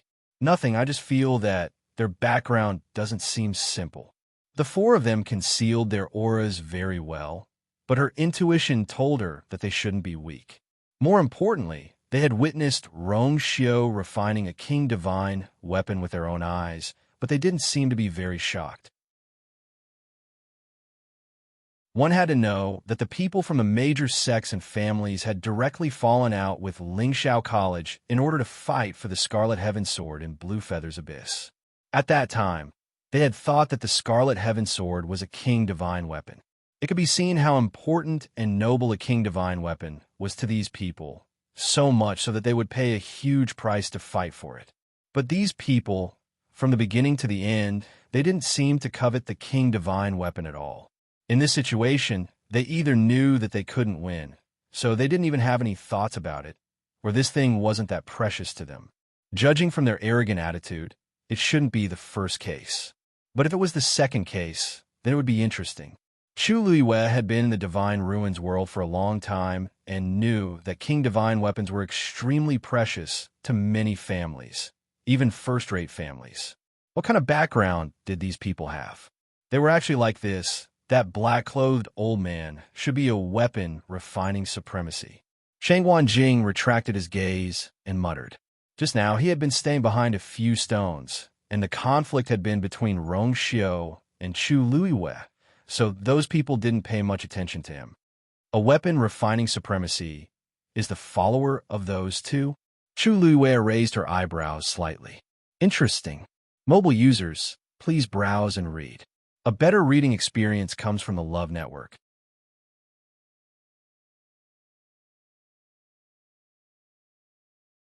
Chapter 1633.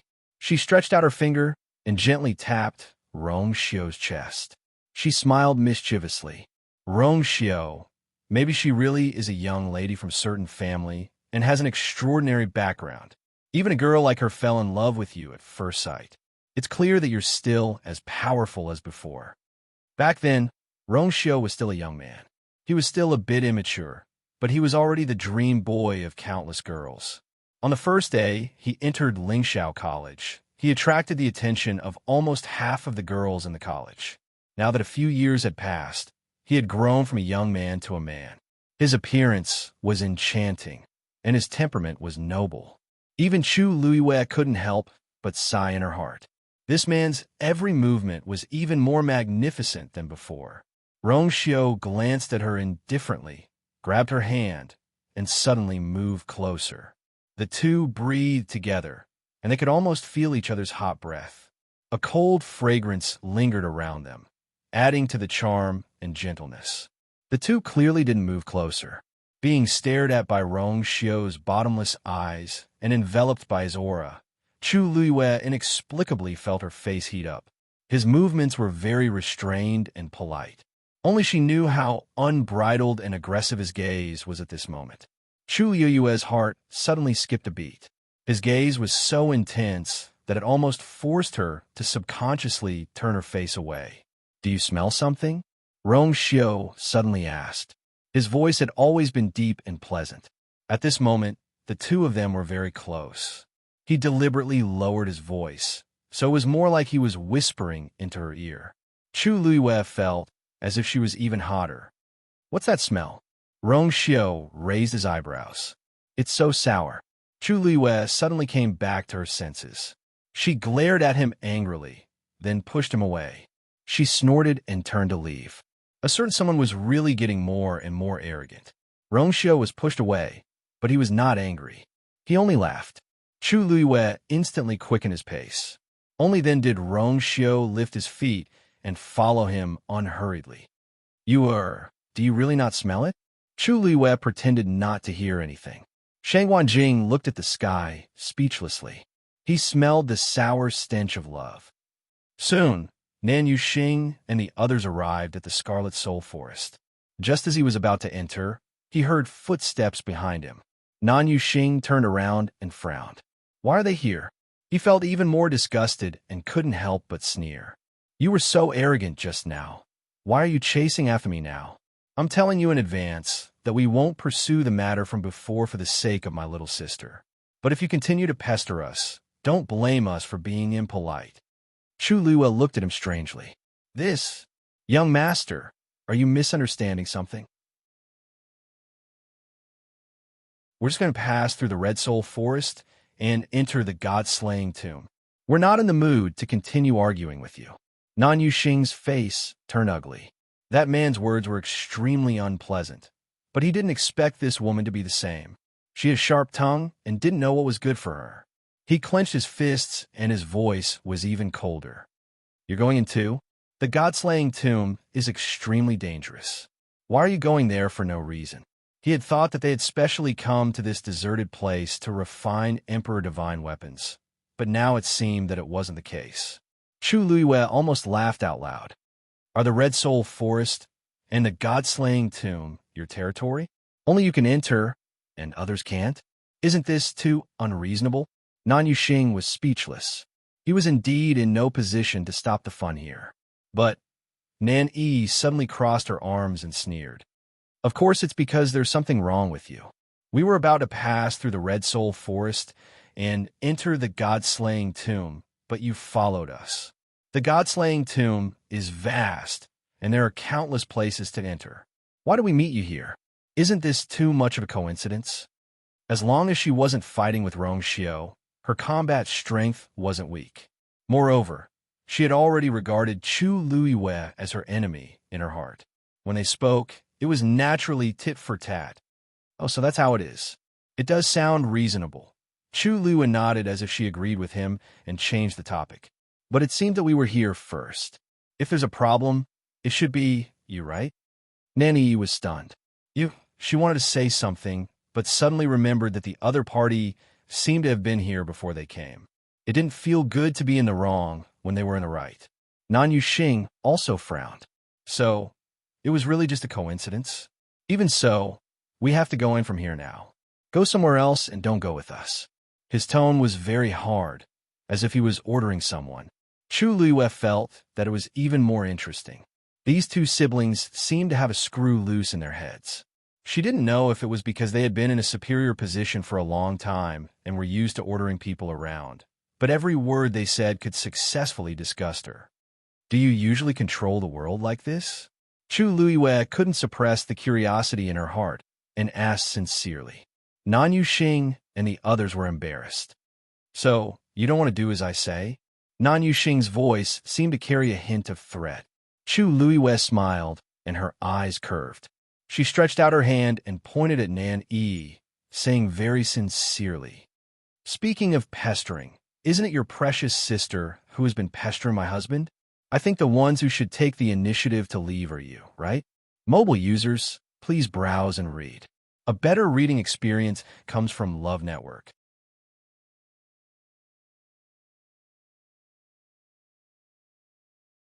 Chapter 1634. Tuanzi buried its head in her shoulder and rubbed against her. Then it reluctantly let go of her hand. Then, you will miss me every day. Chu Liyue kissed her face. Dumpling jumped down from her arms, snorted at Yu Qian, and turned to leave. Yu Qian looked at Ruan Jianfeng. Go and arrange her residence. Yes. In fact, this matter should have been handled by Jinian Lai. But because of Mu Yafeng's matter, almost all of his authority had been taken away. Even such a matter was handed over to the fifth divine emissary. Chu Liyue watched Dumpling leave. Yu Qian was obviously worried about her. He had been following behind her, as if he wanted to personally send her back to Fengming Mountain. Chu Liyue raised her eyes slightly. The light barrier between the illusory God Palace and Fengming Mountain fell from the sky, flickering with a faint glow. She had always thought that this barrier couldn't be passed, but now it seemed that it didn't cause any obstruction to Dumpling. This was much more convenient. Shang Guanyu, come with me. She put away her thoughts and smiled at Ruan Jianfeng. Sorry to trouble you, fifth divine emissary. Ruan Jianfeng didn't say anything and walked in a certain direction. Chu Liyue immediately followed. When he passed by Jinian Lai, he suddenly said, "Wait." Chu Liyue stopped in her tracks and turned to look at him. Seventh divine emissary, I have a question for you. Jinian Lai said, staring at her eyes, as if trying to see something from them. The last Xian formation wasn't included in the mythical flame diagram. How did you crack it? This last Xian formation was undoubtedly the most difficult one on the entire star path. Even he had spent a lot of time and energy to barely crack it back then.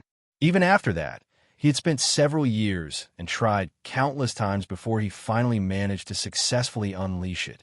But what about Chu Liyue? She had only been in the illusory God Palace for a few months. From the Heaven Gate to the illusory God Palace, she had deciphered the countless profound formations on this star road one by one. Even though she had seen some of them before, such efficiency was simply too shocking, or even illusory. Jinian Lai asked himself. Even now, he might not be able to cast the last Xian formation as quickly and smoothly as her.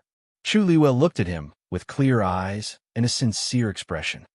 Is that very difficult? Jinian Lai choked. For a moment, he felt that Chu Liyue was mocking him. But in the next moment, Chu Liyue laughed. That profound formation indeed did not appear on the mythical flame diagram because there was no need for it to be included. That Xian formation looked complicated, but in fact, it was just a collection of the Xian formations from before on the Star Road. Since the previous ones could be broken, how difficult would the last one be? Jinian Lai's heart skipped a beat, and his entire body froze on the spot. Chu Liyue's lips curved slightly. Without another word, She turned and followed Ruan Jianfeng. Patriarch Nan, let's meet another day. The flesh on Nan Jinshu's face trembled violently. At this moment, Chu Luiyue suddenly felt someone's gaze on her. She paused in her steps and looked up. In the distance, in front of the main hall of the illusory god palace, a person was standing with his hands behind his back, looking at her from afar. Jun Jiuqing. When did he come? Most importantly, he seemed to have come from the main hall. However, Jun Jiuqing's expression was different from before. In the past, he always had a smile on his lips, but now, his face was calm and expressionless. He seemed to be looking at her, but his eyes seemed to be unfocused. In short, it felt a little strange. Suli followed her line of sight and explained softly. Jun Jiuqing entered the main hall of the illusory god palace some time ago, but no one knows what he went there for. They didn't even know why Jun Jiuqing was qualified to enter the main hall. Chu Luiyue nodded and retracted her gaze. It seemed that although Jun Jiuqing and Nan Jinshu both had special privileges, Jun Jiuqing was still better. She just didn't know where did their special privileges come from. In the dark and cramped cell, Duga Mabao slowly opened his eyes. In the end, this day had still come. Although that person unilaterally tore the contract and caused the time to be brought forward, she didn't disappoint him. Everything that happened before wasn't wasted. In another cell, Lan Xiao was sitting on the ground with one leg bent and leaning against the wall. The air was filled with the faint smell of blood. He lowered his head to take a look. The wound on his arm was already gradually healing. After all, it was a divine body tempered by the golden Tianlei, so it naturally wouldn't be damaged so easily. His recovery ability after injury was also quite good. Looks like it's really soon. He touched his chin and chuckled softly. This chuckle affected the wound at the corner of his mouth, causing him to hiss in pain. He licked his lips and leaned his head slightly against the wall. Although it was dark all around and almost nothing could be seen, there was still a faint glow in his eyes. Chu Luiyue and Suli followed Ruan Jianfeng all the way. Along the way, Suli would explain to her in a low voice from time to time. She had been here for quite some time and was quite familiar with it. Chu Luiyue listened as she walked. Suddenly, she stopped and looked in a certain direction. Where is that? Suli followed her line of sight. That's the residence of the seventh oracle. Chu Luiyue shook her head. No, I'm talking about the courtyard at the back. Suli was stunned. Ruan Jianfeng suddenly turned around and looked at her. How do you know there's another courtyard there?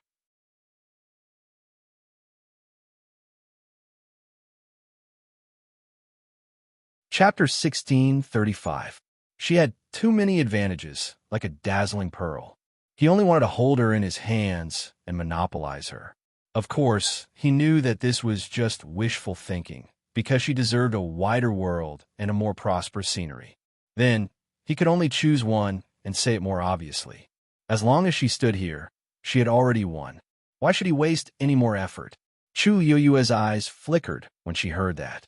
She had to admit that when this man said such words, it was always easier to move her heart. Cough.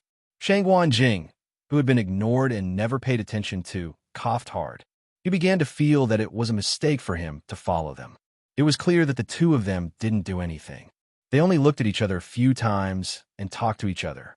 Today's waist hug was the most intimate action between the two of them during this period of time. It could be said that he had restrained himself to the extreme. However, Shangguan Jing still felt that he was very, very redundant. What a miscalculation. Rongxiu and Chu Luiyue looked over at the same time. At the same time, Rongxiu's fingertips gently rubbed her back twice. Then he tactfully retracted his hand. Chu Luiyue, she gave Rongxiu a warning look. Control yourself. Rongxiu raised his eyebrows. Am I not restrained enough? Chu Luiyue, Shangguan Jing looked up at the sky. Akaf, I think it's about time. Can we prepare to enter the Scarlet Soul Forest? The weather was clear, and there were no clouds in the sky. The Scarlet Soul Forest, which looked especially eerie in the darkness last night, looked much more normal now. Black trees stood tall. Occasionally, thick roots would be revealed, and they were also completely black. The red leaves swayed in the wind, like a scene at the end of autumn that was about to wither. However, the strange thing was that there were no leaves on the ground in the forest. Not a single one.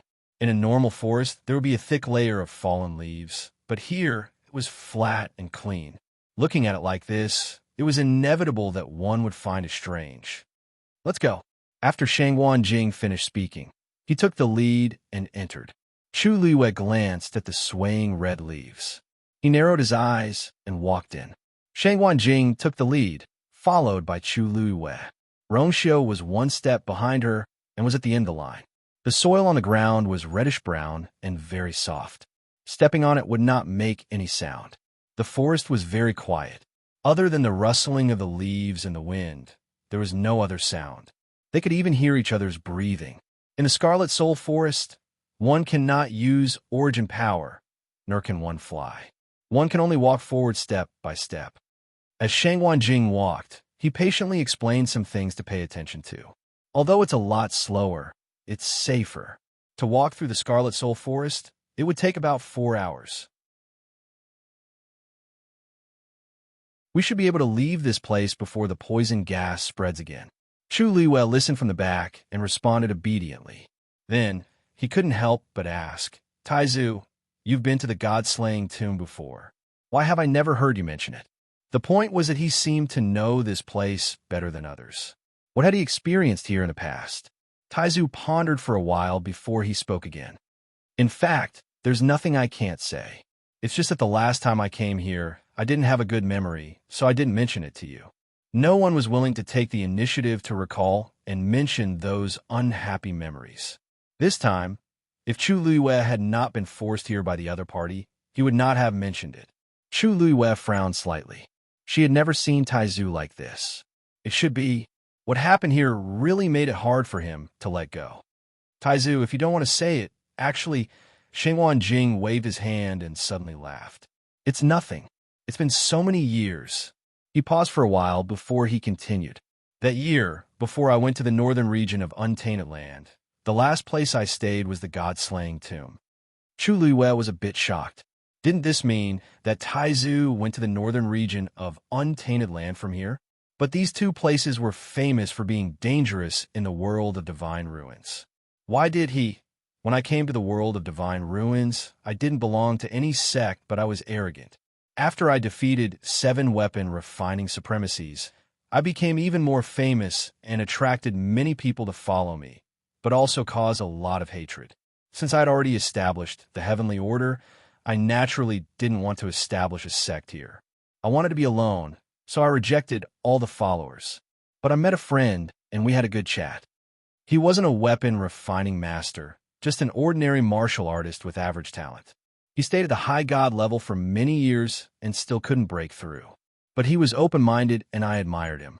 I heard that he was also a person outside the world of divine ruins and came here alone, so I appreciated him and treated him as a close friend.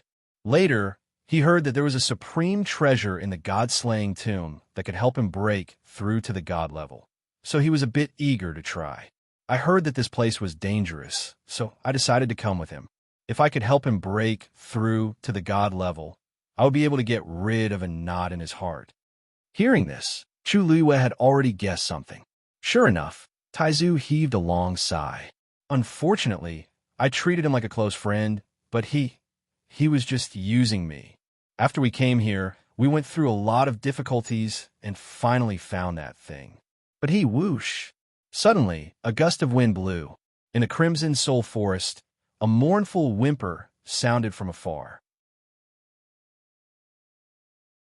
Digression. See you tomorrow. Mobile users, please browse for a better reading experience from Love Network.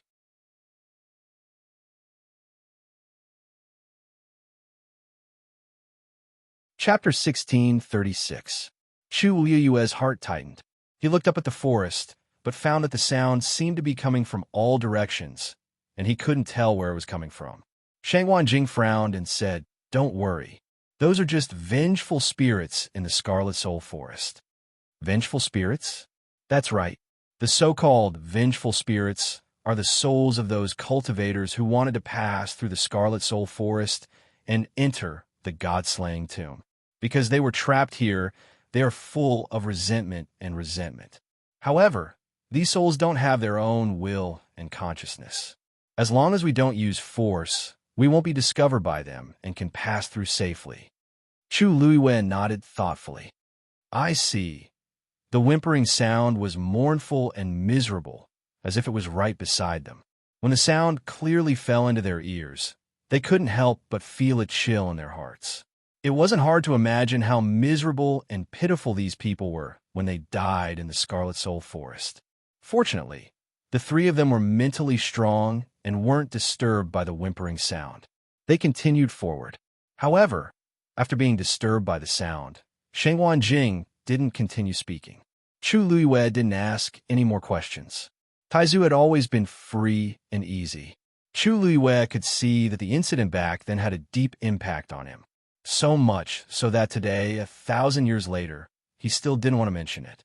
He probably hadn't completely let it go. In fact, it was understandable if he thought about it carefully. At that time, Taizu was alone in the Divine Ruins world and only regarded this person as a friend. It was almost a trust that he could entrust his life to. However, the other party betrayed him for a treasure. No matter who it was, they wouldn't feel good about such a thing. However, Chu Liwei still had a small question in his heart. At that time, Taizu was already a venerable artificer. This status was much higher than that of the venerable god and the doctor of the same level.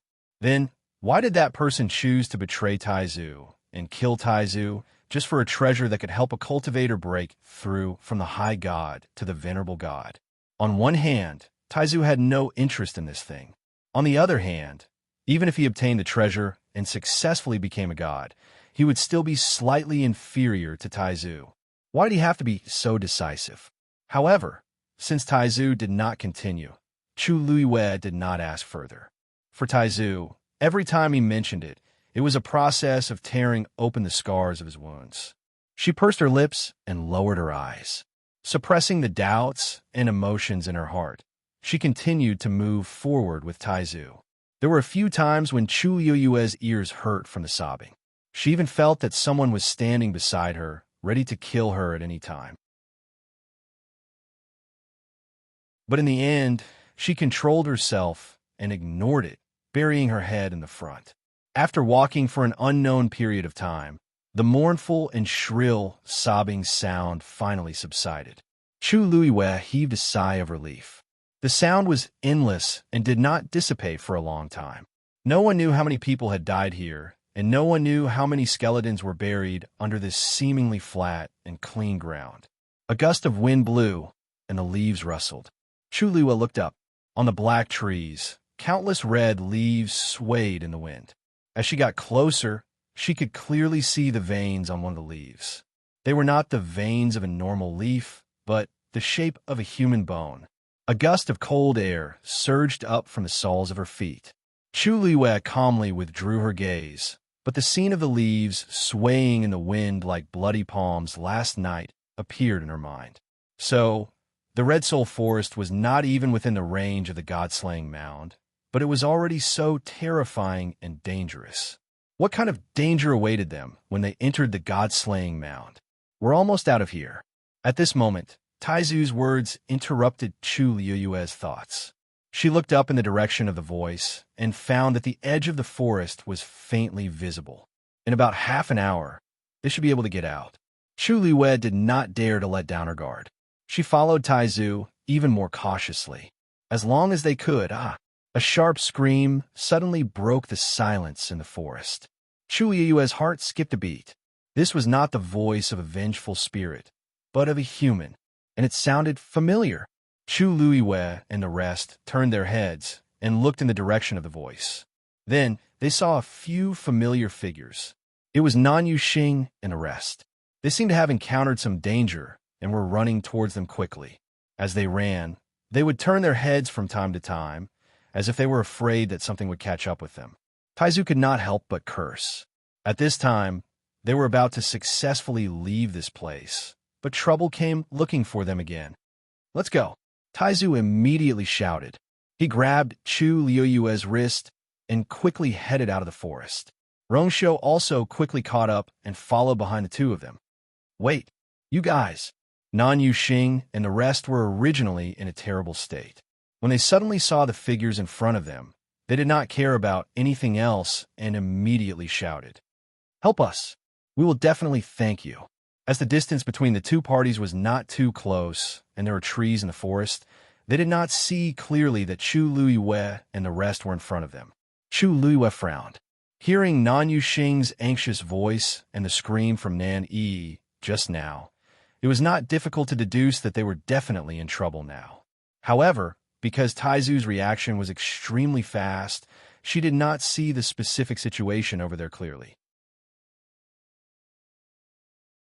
However, it was precisely because Taizu's reaction was fast and strong that she was even more certain that this was definitely not a good thing.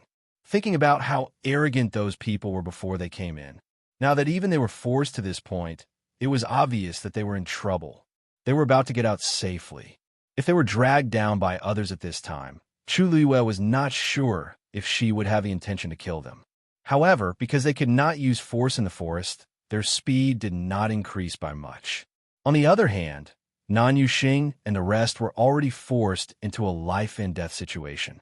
How could they care so much? They only knew how to use their full speed to attack.